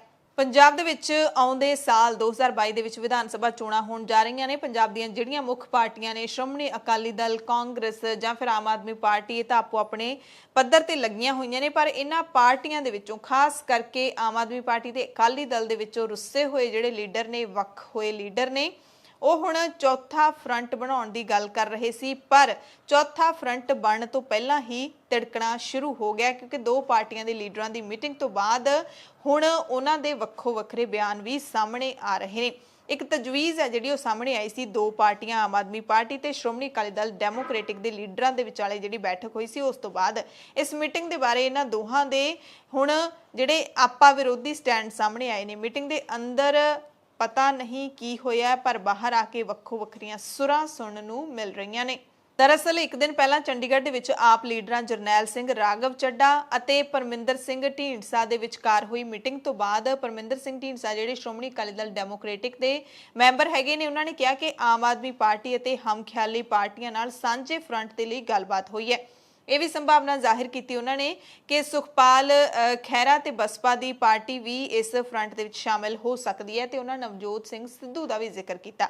इस मीटिंग तो बाद ढींडसा भी चाह के कप ते दोवां लीडरां नूं मिले सी ते हुण आम आदमी पार्टी दे जिहड़े विरोधी धिर के लीडर अते विधायक हरपाल सिंह चीमा हैगे ने, उन्होंने सारियां संभावनावां तो इनकार कर दिता है। चीमा ने दावा किया है कि हो ही नहीं सकता कि अकाली दल डेमोक्रेटिक अते आम आदमी पार्टी दे विचाले गठजोड़ होवे। हालांकि उन्होंने कहा है कि आम आदमी पार्टी दे विच कोई भी शामिल जरूर हो सकता है, पर आम आदमी पार्टी का किसी पार्टी नाल, खास करके अकाली दल डेमोक्रेटिक दे नाल रलेवा नहीं हो सकता। उन्होंने कहा कि गठजोड़ संभव नहीं है। हालांकि जे अकाली दल डेमोक्रेटिक दे लीडर ने जिहड़े आम आदमी पार्टी च रलेवा करना चाहुंदे ने तां कर सकते ने। सो दोवां दे वक्खो वक्खरे बयान जिहड़े सामने आए ने। एक पार्टी का लीडर कह रहा है कि चौथा फ्रंट बनने दी संभावनावां ने, ते दूसरी पार्टी के लीडर दूसरे दिन ये बयान दिंदे ने कि गठजोड़ का तो कोई सवाल ही पैदा नहीं हुंदा, रलेवा साडे नाल जो भी करना चाहण वो कर सकते हैं। इत्थों तक कि हरपाल चीमा ने दावा ही कर दिता कि सुखदेव सिंह ढींडसा समेत सारे लीडर जल्दी ही आम आदमी पार्टी ज्वाइन कर सकते हैं। उन्होंने कहा कि दोवें पार्टियां पंजाब नूं बचाउण दा काम कर रही ने। सो जे एक प्लेटफार्म ते दोवें पार्टियां आ जांदियां ने, लीडर इकट्ठे हो जाते हैं, तां पंजाब दे नाल जिहड़ा सालां तो धक्का हुंदा आ रहा है उसका हिसाब असीं लै सकदे हां। प्रधानमंत्री नरेंद्र मोदी ने कहा कि 9वें गुरु श्री गुरु तेग बहादुर साहिब का 400वां प्रकाश पुरब मनाउणा कौमी फर्ज है ते भारत इस मौके गुरु साहिब नूं श्रद्धांजलि भेंट करेगा। गुरु साहिब के 400वें प्रकाश दिहाड़े नूं मनाउण दे लई जिहड़ी उच्च पद्धरी कमेटी बनाई गई है, उस दे नाल ਪ੍ਰਧਾਨ ਮੰਤਰੀ ਨੇ ਬੈਠਕ ਕੀਤੀ ਤੇ ਕਿਹਾ ਕਿ 9ਵੇਂ ਗੁਰੂ ਸਾਹਿਬ ਨੇ ਦੇਸ਼ ਦੀ ਸੇਵਾ ਦੇ ਨਾਲ ਜੀਵ ਸੇਵਾ ਦਾ ਰਾਹ ਦਿਖਾਇਆ, ਬਰਾਬਰੀ, ਸਦਭਾਵਨਾ ਤੇ ਤਿਆਗ ਦਾ ਮੰਤਰ ਦਿੱਤਾ, ਜਿਸ ਨੂੰ ਦੇਸ਼ ਦੇ ਹਰ ਨਾਗਰਿਕ ਕੋਲ ਪਹੁੰਚਾਉਣਾ ਕੌਮੀ ਫਰਜ਼ ਹੈ। ਗੁਰੂ ਸਾਹਿਬ ਦੇ 400ਵੇਂ ਪ੍ਰਕਾਸ਼ ਦਿਹਾੜੇ ਨੂੰ ਮਨਾਉਣ ਦੇ ਲਈ ਜਿਹੜੀ ਬੈਠਕ ਹੋਈ ਆ ਉਸ ਦੇ ਵਿੱਚ ਮੋਦੀ ਨੇ ਕਿਹਾ ਕਿ ਇਹ ਮੌਕਾ ਅਧਿਆਤਮਿਕ ਖੁਸ਼ਕਿਸਮਤੀ ਦਾ ਵੀ ਹੈ ਤੇ ਕੌਮੀ ਜ਼ਿੰਮੇਵਾਰੀ ਦਾ ਵੀ ਹੈ। ਇਸ ਵਿੱਚ ਅਸੀਂ ਯੋਗਦਾਨ ਪਾ ਸਕੀਏ, ਇਸ ਕਰਕੇ ਸਾਡੇ ਸਭ ਤੇ ਕਿਰਪਾ ਹੋਈ ਹੈ। ਮੈਨੂੰ ਖੁਸ਼ੀ ਹੈ ਕਿ ਅਸੀਂ ਦੇਸ਼ ਦੇ ਸਾਰੇ ਨਾਗਰਿਕਾਂ ਨੂੰ ਨਾਲ ਲੈ ਕੇ ਆਪਣੀਆਂ ਕੋਸ਼ਿਸ਼ਾਂ ਨੂੰ ਅੱਗੇ ਵਧਾ ਰਹੇ ਹਾਂ। ਪਿਛਲੇ 4 ਦਹਾਕਿਆਂ ਦੇ ਵਿੱਚ ਭਾਰਤ ਵਿੱਚ ਕੋਈ ਵੀ ਕਾਲਖੰਡ, ਕੋਈ ਵੀ ਦੌਰ ਅਜਿਹਾ ਨਹੀਂ ਰਿਹਾ ਜਿਸ ਦੀ ਕਲਪਨਾ ਅਸੀਂ ਗੁਰੂ ਤੇਗ ਬਹਾਦਰ ਸਾਹਿਬ ਦੇ ਪ੍ਰਭਾਵ ਬਿਨਾਂ ਕਰ ਸਕੀਏ। 9ਵੇਂ ਗੁਰੂ ਸਾਹਿਬ ਤੋਂ ਅਸੀਂ ਪ੍ਰੇਰਣਾ ਲੈਂਦੇ ਹੋ, ਤੁਸੀਂ ਇਸ ਬਾਰੇ ਜਾਣਦੇ ਹੋ ਤੇ ਨਵੀਂ ਜਿਹੜੀ ਪੀੜ੍ਹੀ ਹੈ ਦੇਸ਼ ਦੀ ਉਸ ਨੂੰ ਵੀ ਗੁਰੂ ਸਾਹਿਬ ਬਾਰੇ ਜਾਣਨਾ ਬਹੁਤ ਜ਼ਰੂਰੀ ਹੈ, ਸਮਝਣਾ ਜ਼ਰੂਰੀ ਹੈ। ਮੋਦੀ ਨੇ ਕਿਹਾ ਕਿ ਸਾਡੀ ਖੁਸ਼ਕਿਸਮਤੀ ਹੈ, ਸਾਡੀ ਸਰਕਾਰ ਦੀ ਖੁਸ਼ਕਿਸਮਤੀ ਹੈ ਕਿ ਗੁਰੂ ਨਾਨਕ ਸਾਹਿਬ ਦਾ 550 ਸਾਲਾ ਪ੍ਰਕਾਸ਼ ਪੁਰਬ, ਗੁਰੂ ਤੇਗ ਬਹਾਦਰ ਸਾਹਿਬ ਦਾ 400ਵਾਂ ਪ੍ਰਕਾਸ਼ ਪੁਰਬ ਅਤੇ ਗੁਰੂ ਗੋਬਿੰਦ ਸਿੰਘ ਜੀ ਦਾ 350ਵਾਂ ਪ੍ਰਕਾਸ਼ ਦਿਹਾੜਾ ਮਨਾਉਣ ਦਾ ਮੌਕਾ ਸਾਡੀ ਸਰਕਾਰ ਨੂੰ ਮਿਲਿਆ ਹੈ। ਸੋ ਨਰਿੰਦਰ ਮੋਦੀ ਨੇ ਕਿਹਾ ਕਿ 9ਵੇਂ ਗੁਰੂ ਸਾਹਿਬ ਨੇ ਦੇਸ਼ ਦੀ ਸੇਵਾ ਕੀਤੀ ਹੈ, ਪਰ ਇਸ ਗੱਲ ਦਾ ਜ਼ਿਕਰ ਨਹੀਂ ਕੀਤਾ ਗਿਆ ਕਿ 9ਵੇਂ ਗੁਰੂ ਸਾਹਿਬ ਸ਼੍ਰੀ ਗੁਰੂ ਤੇਗ ਬਹਾਦਰ ਸਾਹਿਬ ਨੇ ਹਿੰਦੂ ਧਰਮ ਨੂੰ ਬਚਾਉਣ ਦੀ ਖਾਤਰ ਆਪਣੀ ਕੁਰਬਾਨੀ ਦਿੱਤੀ ਹੈ, ਆਪਣਾ ਬਲੀਦਾਨ ਦਿੱਤਾ ਹੈ। ਦਾ ਜ਼ਿਕਰ ਸ਼ਾਇਦ ਨਰਿੰਦਰ ਮੋਦੀ ਨੇ ਨਹੀਂ ਕੀਤਾ ਹੈ ਤੇ ਜਿਹੜਾ ਦੇਸ਼ ਦੀ ਸੇਵਾ ਜਿਹੜਾ ਸ਼ਬਦ ਵਰਤਿਆ ਜਾਂਦਾ ਹੈ ਗੁਰੂ ਸਾਹਿਬਾਨਾਂ ਦੇ ਲਈ, ਇਹਦੇ ਨਾਲ ਸਿੱਖਾਂ ਦਾ ਜਿਹੜਾ ਇੱਕ ਰੂਹਾਨੀ ਔਰਾ ਹੈ ਉਹ ਇਸ ਦੇ ਨਾਲ ਤਾਲਮੇਲ ਨਹੀਂ ਰੱਖਦਾ, ਕਿਉਂਕਿ ਗੁਰੂ ਸਾਹਿਬ ਦੀ ਜੋ ਫਿਲਾਸਫੀ ਹੈ, ਸਿੱਖ ਧਰਮ ਕਹਿੰਦਾ ਹੈ ਕਿ ਗੁਰੂ ਸਾਹਿਬ ਦੀ ਜੋ ਫਿਲਾਸਫੀ ਹੈ ਉਹ ਪੂਰੀ ਮਾਨਵਤਾ ਦੇ ਲਈ ਹੈ, ਉਹ ਕਿਸੇ ਵੀ ਦੇਸ਼, ਕਿਸੇ ਵੀ ਸੂਬੇ ਦੀਆਂ ਹੱਦਾਂ ਤੱਕ ਸੀਮਿਤ ਨਹੀਂ ਹੈ ਤੇ ਮੰਨਦੇ ਨੇ ਕਿ ਗੁਰੂ ਸਾਹਿਬ ਨੇ ਮਨੁੱਖਤਾ ਨੂੰ ਬਚਾਉਣ ਦੇ ਲਈ ਕੁਰਬਾਨੀ ਦਿੱਤੀ, ਮਾਨਵਤਾ ਦੇ ਲਈ ਆਪਣਾ ਬਲੀਦਾਨ ਦਿੱਤਾ। ਤੇ ਪ੍ਰਧਾਨ ਮੰਤਰੀ ਨਰਿੰਦਰ ਮੋਦੀ ਦੇ ਨਾਲ ਜਿਹੜੀ ਬੈਠਕ ਹੋਈ ਹੈ ਇਹਦੇ ਵਿੱਚ ਸਾਬਕਾ ਪ੍ਰਧਾਨ ਮੰਤਰੀ ਡਾਕਟਰ ਮਨਮੋਹਨ ਸਿੰਘ, ਕੇਂਦਰੀ ਗ੍ਰਹਿ ਮੰਤਰੀ ਅਮਿਤ ਸ਼ਾਹ, ਪੰਜਾਬ ਦੇ ਮੁੱਖ ਮੰਤਰੀ ਕੈਪਟਨ ਅਮਰਿੰਦਰ ਸਿੰਘ, ਬਿਹਾਰ ਦੇ ਮੁੱਖ ਮੰਤਰੀ ਨਿਤੀਸ਼ ਕੁਮਾਰ ਤੇ ਕਮੇਟੀ ਦੇ ਹੋਰ ਮੈਂਬਰਾਂ ਨੇ ਵੀ ਹਿੱਸਾ ਲਿਆ। ਇਸ ਮੌਕੇ ਕੈਪਟਨ ਅਮਰਿੰਦਰ ਸਿੰਘ ਨੇ ਕਿਹਾ ਕਿ ਪ੍ਰਕਾਸ਼ ਪੁਰਬ ਮਨਾਉਣ ਲਈ ਵੱਖ-ਵੱਖ ਪ੍ਰੋਜੈਕਟਾਂ ਦੇ ਲਈ ਜਿਹੜਾ ਸੂਬਾ ਸਰਕਾਰ ਨੇ ਕੇਂਦਰ ਨੂੰ 937 ਕਰੋੜ ਰੁਪਏ ਦੀ ਗ੍ਰਾਂਟ ਦੀ ਅਪੀਲ ਕੀਤੀ ਹੈ ਉਸ ਨੂੰ ਕੇਂਦਰ ਸਰਕਾਰ ਤੁਰੰਤ ਪਾਸ ਕਰ ਦੇਵੇ। ਇਸ ਦੇ ਵਿੱਚ ਅਨੰਦਪੁਰ ਸਾਹਿਬ ਨੂੰ ਸਮਾਰਟ ਸਿਟੀ ਵਜੋਂ ਵਿਕਸਿਤ ਕਰਨ ਦਾ ਪ੍ਰੋਜੈਕਟ ਵੀ ਸ਼ਾਮਿਲ ਹੈ। ਸੋ ਹੁਣ ਕੇਂਦਰ ਸਰਕਾਰ 937 ਕਰੋੜ ਦੀ ਗ੍ਰਾਂਟ ਨੂੰ ਕਦੋਂ ਪ੍ਰਵਾਨ ਕਰੇਗਾ ਇਹ ਦੇਖਣਾ ਅਹਿਮ ਹੋਵੇਗਾ। ਸੋ ਗੁਰੂ ਸਾਹਿਬ ਦੇ 400 ਸਾਲਾ ਪ੍ਰਕਾਸ਼ ਪੁਰਬ ਤੇ ਮੰਗ ਉੱਠੀ ਹੈ ਅੰਮ੍ਰਿਤਸਰ ਤੋਂ ਵੈਨਕੂਵਰ ਤੇ ਟੋਰਾਂਟੋ ਦੇ ਲਈ ਸਿੱਧੀਆਂ ਉਡਾਣਾਂ ਸ਼ੁਰੂ ਕਰਨ ਦੀ। ਪਿਛਲੇ ਦਿਨੀ ਪੰਜਾਬ ਦੇ ਮੁੱਖ ਮੰਤਰੀ ਕੈਪਟਨ ਅਮਰਿੰਦਰ ਸਿੰਘ ਨੇ 1 ਅਪ੍ਰੈਲ ਤੋਂ ਜਿਹੜਾ ਪੰਜਾਬ ਦੇ ਵਿੱਚ ਸਾਰੀਆਂ ਸਰਕਾਰੀ ਬੱਸਾਂ ਦੇ ਵਿੱਚ ਸਾਰੀਆਂ ਔਰਤਾਂ ਦੇ ਲਈ ਫ੍ਰੀ ਸਫ਼ਰ ਦਾ ਐਲਾਨ ਕੀਤਾ। ਉਸ ਤੋਂ ਬਾਅਦ ਪ੍ਰਾਈਵੇਟ ਬੱਸਾਂ ਵਾਲੇ ਹੁਣ ਰੋ ਰਹੇ ਨੇ ਕਿਉਂਕਿ ਉਹਨਾਂ ਦੀਆਂ ਬੱਸਾਂ ਦੇ ਵਿੱਚ ਔਰਤ ਸਵਾਰੀਆਂ ਨਹੀਂ ਚੜ੍ਹਦੀਆਂ। ਇਸ ਫੈਸਲੇ ਦੇ ਨਾਲ ਨਜਿੱਠਣ ਦੇ ਲਈ ਬਠਿੰਡਾ ਤੋਂ ਇੱਕ ਨਿੱਜੀ ਬੱਸ ਕੰਪਨੀ ਨੇ ਨਵਾਂ ਐਲਾਨ ਕਰ ਦਿੱਤਾ ਹੈ। ਇਹਨਾਂ ਨੇ ਕਿਹਾ ਕਿ ਜੇ ਉਹਨਾਂ ਦੀ ਬੱਸ ਦੇ ਵਿੱਚ 3 ਸਵਾਰੀਆਂ ਇੱਕ ਪਰਿਵਾਰ ਦੀਆਂ ਚੜ੍ਹਦੀਆਂ ਨੇ ਤਾਂ ਜਿਹੜੀ ਤੀਜੀ ਸਵਾਰੀ ਹੈ ਉਸ ਨੂੰ ਉਹ ਫ੍ਰੀ ਸਫ਼ਰ ਕਰਾਉਣਗੇ, ਯਾਨੀ ਕਿ 2 ਸਵਾਰੀਆਂ ਦੀ ਟਿਕਟ ਲੱਗੇਗੀ, ਤੀਜੀ ਸਵਾਰੀ ਫ੍ਰੀ ਹੋਏਗੀ। ਜਿਵੇਂ ਆਪਾਂ ਕੱਪੜਿਆਂ ਵਾਲੀਆਂ ਦੁਕਾਨਾਂ ਤੇ ਦੇਖਦੇ ਹਾਂ ਕਿ ਜੇ 3 ਕੱਪੜੇ ਖਰੀਦੋਗੇ ਤਾਂ 1 ਕੱਪੜਾ ਫ੍ਰੀ ਮਿਲੂਗਾ, ਉਸੇ ਤਰੀਕੇ ਨਾਲ ਜੇ 3 ਸਵਾਰੀਆਂ ਹੋਣਗੀਆਂ ਇੱਕ ਪਰਿਵਾਰ ਦੀਆਂ ਤਾਂ 1 ਸਵਾਰੀ ਹੈ ਜਿਹੜੀ ਉਹਦਾ ਕਿਰਾਇਆ ਨਹੀਂ ਲੱਗੂਗਾ। ਸੋ ਇਸ ਨਿੱਜੀ ਬੱਸ ਕੰਪਨੀ ਦੇ ਇੰਚਾਰਜ ਦਾ ਕਹਿਣਾ ਹੈ ਕਿ ਜੇ ਫਿਰ ਵੀ ਇਹਨਾਂ ਦੀਆਂ ਬੱਸਾਂ ਦੇ ਵਿੱਚ ਸਵਾਰੀਆਂ ਨਹੀਂ ਚੜ੍ਹਦੀਆਂ ਇਸ ਆਫਰ ਤੋਂ ਬਾਅਦ ਵੀ ਤਾਂ ਇੱਕ ਹੋਰ ਨਵੀਂ ਆਫਰ ਦੇ ਸਕਦੇ ਨੇ ਕਿ 1 ਸਵਾਰੀ ਦੇ ਨਾਲ 1 ਫ੍ਰੀ ਹੋਵੇਗੀ। ਜੇ 2 ਸਵਾਰੀਆਂ ਇੱਕ ਪਰਿਵਾਰ ਦੀਆਂ ਹੋਣਗੀਆਂ ਤਾਂ ਇੱਕ ਸਵਾਰੀ ਦੀ ਟਿਕਟ ਹੈ ਜਿਹੜੀ ਉਹ ਨਹੀਂ ਲੱਗੇਗੀ। ਉਹ ਕਹਿੰਦੇ ਕਿ ਸਾਡਾ ਖਰਚਾ ਉਨਾ ਹੀ ਹੋ ਰਿਹਾ ਹੈ, ਰੂਟਾਂ ਤੇ ਬੱਸਾਂ ਉਵੇਂ ਹੀ ਚੱਲ ਰਹੀਆਂ ਨੇ, ਗੇੜੇ ਉਨੇ ਹੀ ਲੱਗ ਰਹੇ ਨੇ ਪਰ ਸਵਾਰੀਆਂ ਨਹੀਂ ਬੈਠ ਰਹੀਆਂ, ਇਸ ਕਰਕੇ ਮਜਬੂਰੀ ਦੇ ਵਿੱਚ ਸਾਨੂੰ ਅਜਿਹਾ ਫੈਸਲਾ ਲੈਣਾ ਪੈ ਰਿਹਾ ਹੈ। ਇੱਕ ਹੋਰ ਬੱਸ ਕੰਪਨੀ ਦੇ ਮੈਨੇਜਰ ਬਲਵੀਰ ਸਿੰਘ ਨੇ ਕਿਹਾ ਕਿ ਜੇਕਰ ਸਰਕਾਰ ਨੇ ਕੋਈ ਰਾਹਤ ਦੇਣੀ ਹੀ ਹੈ ਤਾਂ ਨੌਕਰੀਆਂ ਤੇ ਰੁਜ਼ਗਾਰ ਦਾ ਪ੍ਰਬੰਧ ਕਰੇ, ਇਹੋ ਜਿਹੇ ਐਲਾਨ ਨਾ ਕਰੇ। ਤੇ ਜੇ ਪੰਜਾਬ ਦੇ ਵਿੱਚ ਆਪਾਂ ਦੇਖ ਲਈਏ ਤਾਂ ਜ਼ਿਆਦਾਤਰ ਜਿਹੜੀਆਂ ਪੜ੍ਹੀਆਂ ਲਿਖੀਆਂ ਕੁੜੀਆਂ ਨੇ, ਨੌਜਵਾਨ ਕੁੜੀਆਂ ਨੇ ਜਾਂ ਫਿਰ ਇਸ ਗੱਲ ਨੂੰ ਸਮਝਦੀਆਂ ਨੇ, ਉਹ ਇਸ ਫੈਸਲੇ ਤੋਂ ਖੁਸ਼ ਨਹੀਂ ਹਨ ਕਿਉਂਕਿ ਜਦੋਂ ਹੁਣ ਤੁਸੀਂ ਬੱਸ ਦੇ ਵਿੱਚ ਸਫ਼ਰ ਕਰਦੇ ਹੋ, ਜਿਹਨੇ ਵੀ ਹੁਣ ਤੱਕ ਮੁਫਤ ਸਫ਼ਰ ਕੀਤਾ ਹੈ ਉਹ ਜ਼ਰੂਰ ਇਹ ਮਹਿਸੂਸ ਕਰਦਾ ਹੋਵੇਗਾ ਜਿਵੇਂ ਕੈਪਟਨ ਸਰਕਾਰ ਨੇ ਇੱਕ ਚੋਗਾ ਸੁੱਟ ਦਿੱਤਾ ਹੁੰਦਾ ਹੈ ਕਿ ਬਸ ਇਸ ਤੇ ਤੁਸੀਂ ਲੱਗ ਜਾਓ। ਲੋਕਾਂ ਨੂੰ ਰੁਜ਼ਗਾਰ ਨਹੀਂ ਦੇਣਾ, ਨੌਕਰੀ ਨਹੀਂ ਦੇਣੀ, ਇੱਕ ਕਿਰਾਇਆ ਜਿਹੜਾ ਹੈਗਾ ਉਹ ਤੁਸੀਂ ਫ੍ਰੀ ਕਰ ਦਿੱਤਾ, ਉਹਦੇ ਨਾਲ ਹੀ ਤੁਸੀਂ ਉਹਨਾਂ ਨੂੰ ਵਰਿਆ ਦਿਓ ਲੋਕਾਂ ਨੂੰ ਵੀ ਹਾਂ ਤੁਹਾਡੇ ਲਈ ਬਹੁਤ ਕੁਝ ਕਰਤਾ। ਤਾਂ ਇਹ ਫ੍ਰੀ ਦੇ ਵਿੱਚ ਸਫ਼ਰ ਕਰਨਾ, ਕੋਈ ਵੀ ਚੀਜ਼ ਫ੍ਰੀ ਦੇ ਵਿੱਚ ਜੋ ਤੁਸੀਂ ਲੈਂਦੇ ਹੋ ਤਾਂ ਉਸ ਦੇ ਨਾਲ ਉਹ ਕੌਨਫੀਡੈਂਸ ਇਨਸਾਨ ਦੇ ਅੰਦਰ ਨਹੀਂ ਆਉਂਦਾ, ਜਾਂ ਆਪਾਂ ਕਹਿ ਸਕਦੇ ਇੱਕ ਮਾਨਸਿਕਤਾ ਇਹੋ ਜਿਹੀ ਬਣ ਜਾਂਦੀ ਹੈ ਕਿ ਤੁਸੀਂ ਫ੍ਰੀ ਦੀਆਂ ਚੀਜ਼ਾਂ ਲੈਣ ਦੇ ਆਦੀ ਬਣ ਜਾਂਦੇ ਹੋ ਤੇ ਹਰ ਚੀਜ਼ ਦੇ ਵਿੱਚ ਫਿਰ ਤੁਸੀਂ ਆਸ ਕਰਦੇ ਹੋ ਕਿ ਸਾਨੂੰ ਇਹ ਵੀ ਫ੍ਰੀ ਮਿਲ ਜਾਵੇ, ਉਹ ਵੀ ਫ੍ਰੀ ਮਿਲ ਜਾਵੇ। ਅਣਖਿੱਜ਼ਤ ਵਾਲੀ ਕੋਈ ਗੱਲ ਸ਼ਾਇਦ ਨਹੀਂ ਰਹਿੰਦੀ, ਇਹ ਮਹਿਸੂਸ ਕਰਦੀਆਂ ਨੇ ਬਹੁਤ ਸਾਰੀਆਂ ਕੁੜੀਆਂ। ਖਬਰ ਸੰਗਰੂਰ ਜ਼ਿਲ੍ਹੇ ਦੇ ਲੋਕਾਂ ਦੇ ਨਾਲ ਜੁੜੀ ਹੋਈ ਹੈ, ਜਿੱਥੇ ਐਸਐਸਪੀ ਸੰਗਰੂਰ ਨੇ ਇੱਕ ਨਵੀਂ ਪਹਿਲ ਸ਼ੁਰੂ ਕੀਤੀ ਹੈ, ਜਿਸ ਦੇ ਜ਼ਰੀਏ ਲੋਕ ਐਸਐਸਪੀ ਦੇ ਨਾਲ ਘਰੇ ਬੈਠੇ ਵੀਡੀਓ ਕਾਲ ਦੇ ਜ਼ਰੀਏ ਜੁੜ ਸਕਣਗੇ। ਹੁਣ ਲੋਕਾਂ ਨੂੰ ਆਪਣੀ ਸ਼ਿਕਾਇਤ ਦਰਜ ਕਰਵਾਉਣ ਦੇ ਲਈ ਪੁਲਿਸ ਸਟੇਸ਼ਨ ਜਾਣ ਦੀ ਲੋੜ ਨਹੀਂ ਹੈ। ਹੁਣ ਉਹ ਸਿੱਧਾ ਪੁਲਿਸ ਵੱਲੋਂ ਦਿੱਤੇ WhatsApp ਨੰਬਰ 8054412112, ਇੱਕ ਵਾਰੀ ਫੇਰ ਨੰਬਰ ਤੁਹਾਨੂੰ ਦੱਸ ਦਿੰਦੇ ਆ, 8054412112। ਸੰਗਰੂਰ ਜ਼ਿਲ੍ਹੇ ਦੇ ਜਿਹੜੇ ਲੋਕ ਨੇ ਉਹਨਾਂ ਦੇ ਲਈ ਇਹ ਨੰਬਰ ਹੈ। ਪੁਲਿਸ ਦਾ ਇਹ ਜਿਹੜਾ WhatsApp ਨੰਬਰ ਹੈ, ਇੱਥੇ ਤੁਸੀਂ ਆਪਣਾ ਮੈਸੇਜ ਛੱਡ ਸਕਦੇ ਹੋ। ਜੇਕਰ ਪਹਿਲਾਂ ਕੋਈ ਮਾਮਲਾ ਕਿਸੇ ਪੁਲਿਸ ਸਟੇਸ਼ਨ ਦੇ ਵਿੱਚ ਚੱਲ ਰਿਹਾ ਹੈ, ਉਸ ਦੀ ਸੁਣਵਾਈ ਵੀ ਚੰਗੇ ਤਰੀਕੇ ਦੇ ਨਾਲ ਨਹੀਂ ਹੋ ਰਹੀ, ਉਸ ਦਾ ਜਿਹੜਾ ਬਿਊਰਾ ਹੈ ਉਹ ਵੀ ਲੋਕ ਦੇ ਸਕਦੇ ਨੇ ਤੇ ਜਿਹੜੀ ਸ਼ਿਕਾਇਤ ਤੁਸੀਂ ਦਰਜ ਕਰਵਾਈ ਹੈ ਉਸ ਦੀ ਫੋਟੋ ਵੀ ਤੁਸੀਂ ਨਾਲ ਦੇ ਸਕਦੇ ਹੋ। ਤੇ ਜਦੋਂ ਤੁਸੀਂ ਇਸ WhatsApp ਨੰਬਰ ਦੇ ਉੱਤੇ ਆਪਣੀ ਸ਼ਿਕਾਇਤ ਦਰਜ ਕਰਵਾਓਗੇ ਤਾਂ ਪੁਲਿਸ ਮਹਿਕਮੇ ਦੇ ਵੱਲੋਂ ਤੁਹਾਨੂੰ ਫੋਨ ਆਏਗਾ, ਤੁਹਾਨੂੰ ਵੀਡੀਓ ਕਾਲ ਹੈ ਜਿਹੜੀ ਉਹ ਕੀਤੀ ਜਾਏਗੀ ਤੇ ਵੀਡੀਓ ਕਾਲ ਦੇ ਰਾਹੀਂ ਐਸਐਸਪੀ ਸੰਗਰੂਰ ਨੇ ਜਿਹੜੇ ਉਹ ਤੁਹਾਡੇ ਨਾਲ ਖੁਦ ਗੱਲ ਕਰਨਗੇ ਤੇ ਡਿਜੀਟਲ ਪਹਿਲ ਨਾਮ ਦਾ ਪ੍ਰੋਗਰਾਮ ਸ਼ੁਰੂ ਕਰਨ ਵਾਲਾ ਸੰਗਰੂਰ ਪੰਜਾਬ ਦਾ ਪਹਿਲਾ ਜ਼ਿਲ੍ਹਾ ਬਣ ਗਿਆ ਹੈ ਤੇ ਪੁਲਿਸ ਨੂੰ ਲੱਗਦਾ ਹੈ ਕਿ ਇਸ ਦਾ ਚੰਗਾ ਰਿਸਪਾਂਸ ਉਹਨਾਂ ਨੂੰ ਮਿਲੇਗਾ। ਜੇ ਸਹੂਲਤ ਆਮ ਲੋਕਾਂ ਦੇ ਲਈ ਚੰਗੀ ਰਹੀ ਤਾਂ ਹੋਰ ਜ਼ਿਲ੍ਹਿਆਂ ਦੇ ਵਿੱਚ ਵੀ ਇਸ ਦੀ ਸ਼ੁਰੂਆਤ ਕੀਤੀ ਜਾ ਸਕਦੀ ਹੈ ਤੇ ਸੰਗਰੂਰ ਦੇ ਕੁਝ ਲੋਕਾਂ ਨੇ ਵੀ ਇਸ ਤੇ ਤਸੱਲੀ ਜਤਾਈ ਹੈ। WhatsApp ਦੇ ਜ਼ਰੀਏ ਉਹਨਾਂ ਨੇ ਆਪਣੀ ਪੁਰਾਣੀ ਸ਼ਿਕਾਇਤ ਤੇ ਚੱਲਦਿਆਂ ਮੈਸੇਜ ਕੀਤਾ, ਉਸ ਤੋਂ ਬਾਅਦ ਉਹਨਾਂ ਨੂੰ ਐਸਐਸਪੀ ਸੰਗਰੂਰ ਦੀ ਵੀਡੀਓ ਕਾਲ ਵਾਪਸ ਆਈ ਤੇ ਉਹਨਾਂ ਨੇ ਪੂਰੀ ਗੱਲ ਸੁਣੀ।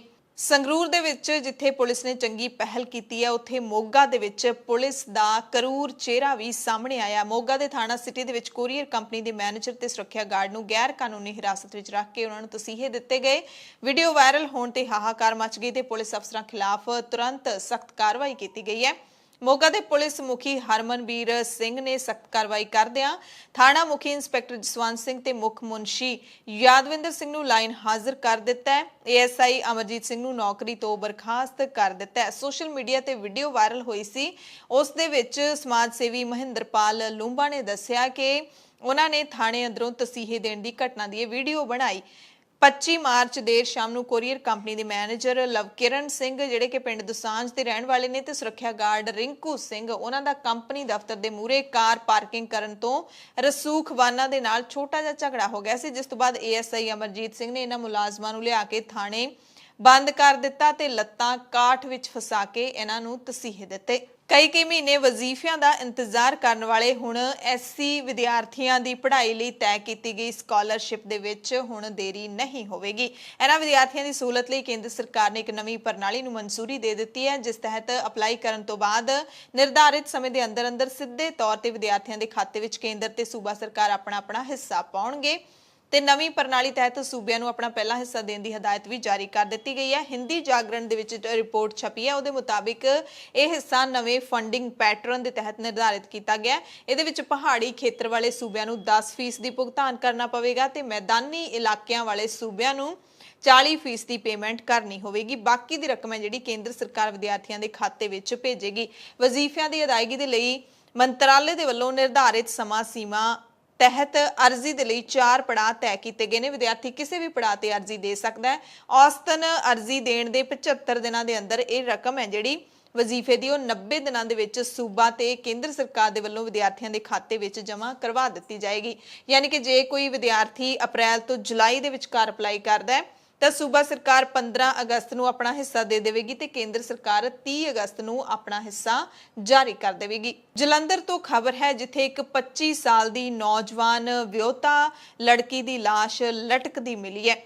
ਔਰਤ ਨੇ ਇਸ ਘਟਨਾ ਤੋਂ ਪਹਿਲਾਂ ਇਸ ਲੜਕੀ ਨੇ ਆਪਣੀ ਮਾਂ ਨੂੰ ਫੋਨ ਕੀਤਾ ਤੇ ਕਿਹਾ ਕਿ ਮੇਰਾ ਆਖਰੀ ਫੋਨ ਹੈ, ਉਹ ਮੈਨੂੰ ਕੁੱਟ ਰਹੇ ਨੇ, ਮੇਰੇ ਹੱਥ ਬੰਨ੍ਹ ਕੇ ਮੈਨੂੰ ਲਟਕਾਉਣਾ ਚਾਹੁੰਦੇ ਨੇ। ਜਦੋਂ ਮਾਂ ਆਪਣੀ ਧੀ ਕੋਲ ਪਹੁੰਚੀ ਉਦੋਂ ਤੱਕ ਉਸ ਦੀ ਲਾਸ਼ ਫੰਦੇ ਦੇ ਨਾਲ ਲਟਕ ਰਹੀ ਸੀ ਪੁਲਿਸ ਨੇ ਲਾਸ਼ ਨੂੰ ਕਬਜ਼ੇ ਵਿੱਚ ਲੈ ਕੇ ਜਾਂਚ ਸ਼ੁਰੂ ਕਰ ਦਿੱਤੀ ਹੈ। ਮ੍ਰਿਤਕ ਲੜਕੀ ਦੀ ਪਛਾਣ ਪ੍ਰਵੀਨ ਵਜੋਂ ਹੋਈ ਹੈ। ਮ੍ਰਿਤਕ ਦੀ ਮਾਂ ਨੇ ਦੱਸਿਆ ਕਿ ਉਸ ਦੀ ਲੜਕੀ ਪ੍ਰਵੀਨ ਦਾ ਵਿਆਹ 2018 ਵਿੱਚ ਸ਼ਹਿਰ ਦੇ ਸ਼ਹੀਦ ਬਾਬੂ ਲਾਭ ਸਿੰਘ ਨਗਰ ਵਿੱਚ ਸਾਗਰ ਨਾਲ ਹੋਇਆ ਸੀ। 13 ਮਹੀਨੇ ਦਾ ਪੁੱਤਰ ਵੀ ਹੈ ਤੇ ਮਾਂ ਦਾ ਦੋਸ਼ ਹੈ ਕਿ ਸਹੁਰੇ ਉਹਨਾਂ ਦੀ ਧੀ ਨੂੰ ਤੰਗ ਪਰੇਸ਼ਾਨ ਕਰਦੇ ਸੀ। ਮਾਂ ਨੇ ਦੱਸਿਆ ਜਦੋਂ ਧੀ ਦਾ ਬੁੱਧਵਾਰ ਨੂੰ ਆਖਰੀ ਫੋਨ ਆਇਆ ਤੇ ਉਸ ਤੋਂ ਬਾਅਦ ਜੋ ਦੁਬਾਰਾ ਫੋਨ ਕੀਤਾ ਤਾਂ ਫੋਨ ਬੰਦ ਆ ਰਿਹਾ ਸੀ ਤੇ ਜਦੋਂ ਘਰ ਪਹੁੰਚੀ ਆਪਣੀ ਧੀ ਦੇ ਸਹੁਰੇ ਘਰ ਤਾਂ ਲਾਸ਼ ਲਟਕ ਰਹੀ ਸੀ। ਸੋ ਸਹੁਰੇ ਪਰਿਵਾਰ ਦੇ ਉੱਤੇ ਇਲਜ਼ਾਮ ਲੱਗਿਆ ਹੈ। ਐਸਐਚਓ ਰਾਕੇਸ਼ ਕੁਮਾਰ ਦਾ ਕਹਿਣਾ ਕਿ ਮਾਮਲੇ ਦੀ ਜਾਂਚ ਕਰ ਰਹੇ ਹਾਂ, ਜਿਹੜਾ ਕਿ ਹਮੇਸ਼ਾ ਪੁਲਿਸ ਕਹਿੰਦੀ ਹੈ।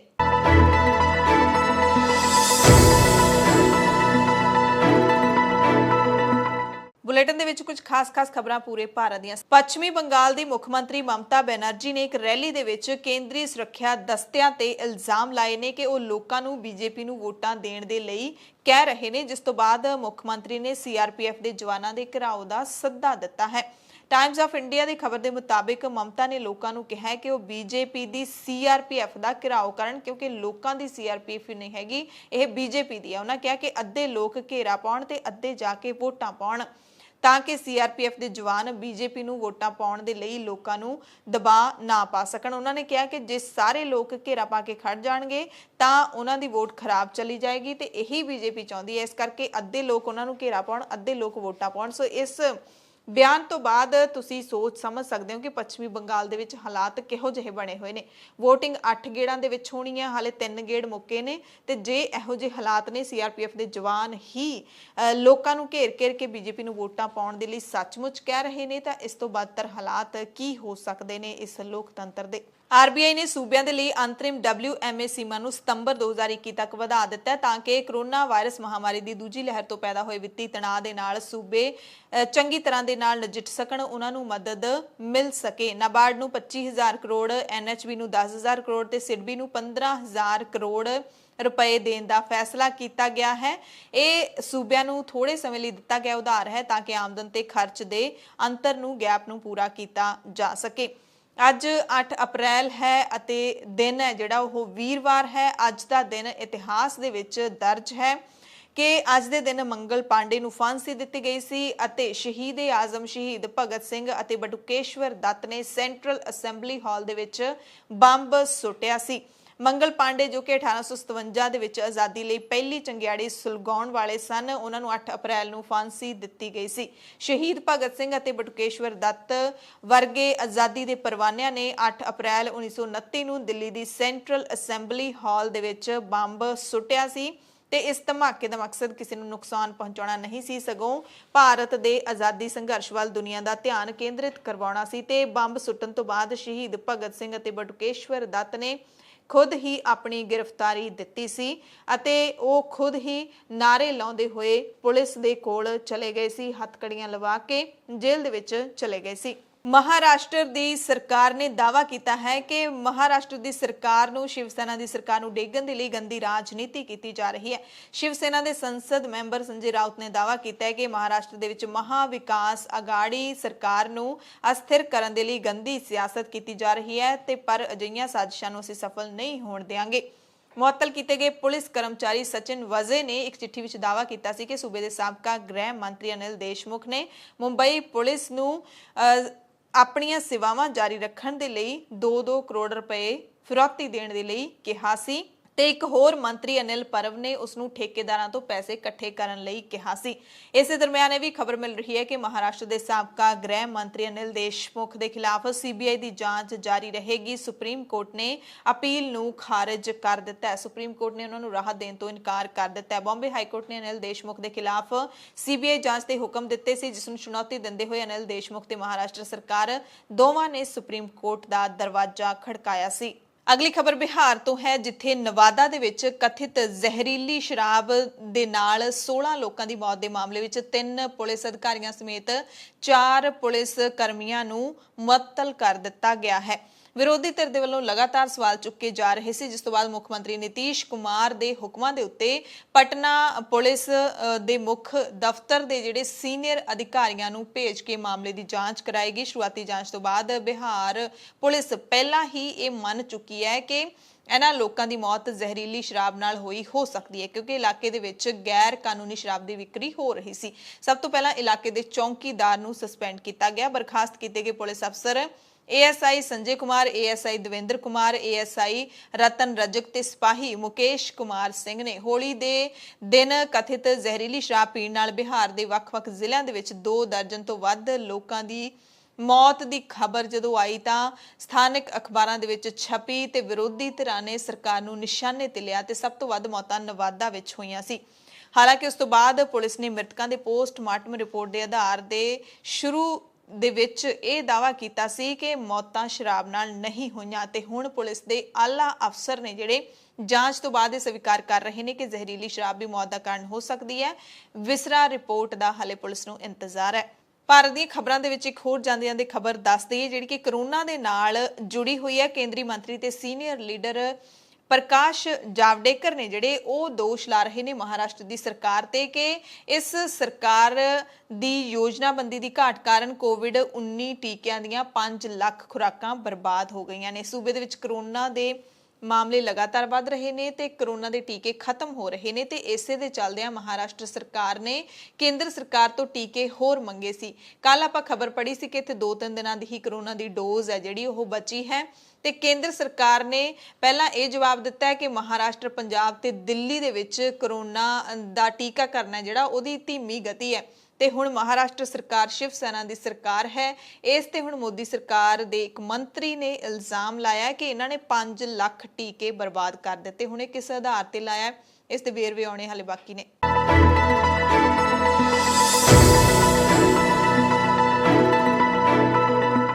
ਪ੍ਰਾਈਮ ਟਾਈਮ ਦੇ ਵਿੱਚ ਹੁਣ ਪੂਰੀ ਦੁਨੀਆ ਤੋਂ ਖਾਸ ਖਬਰਾਂ।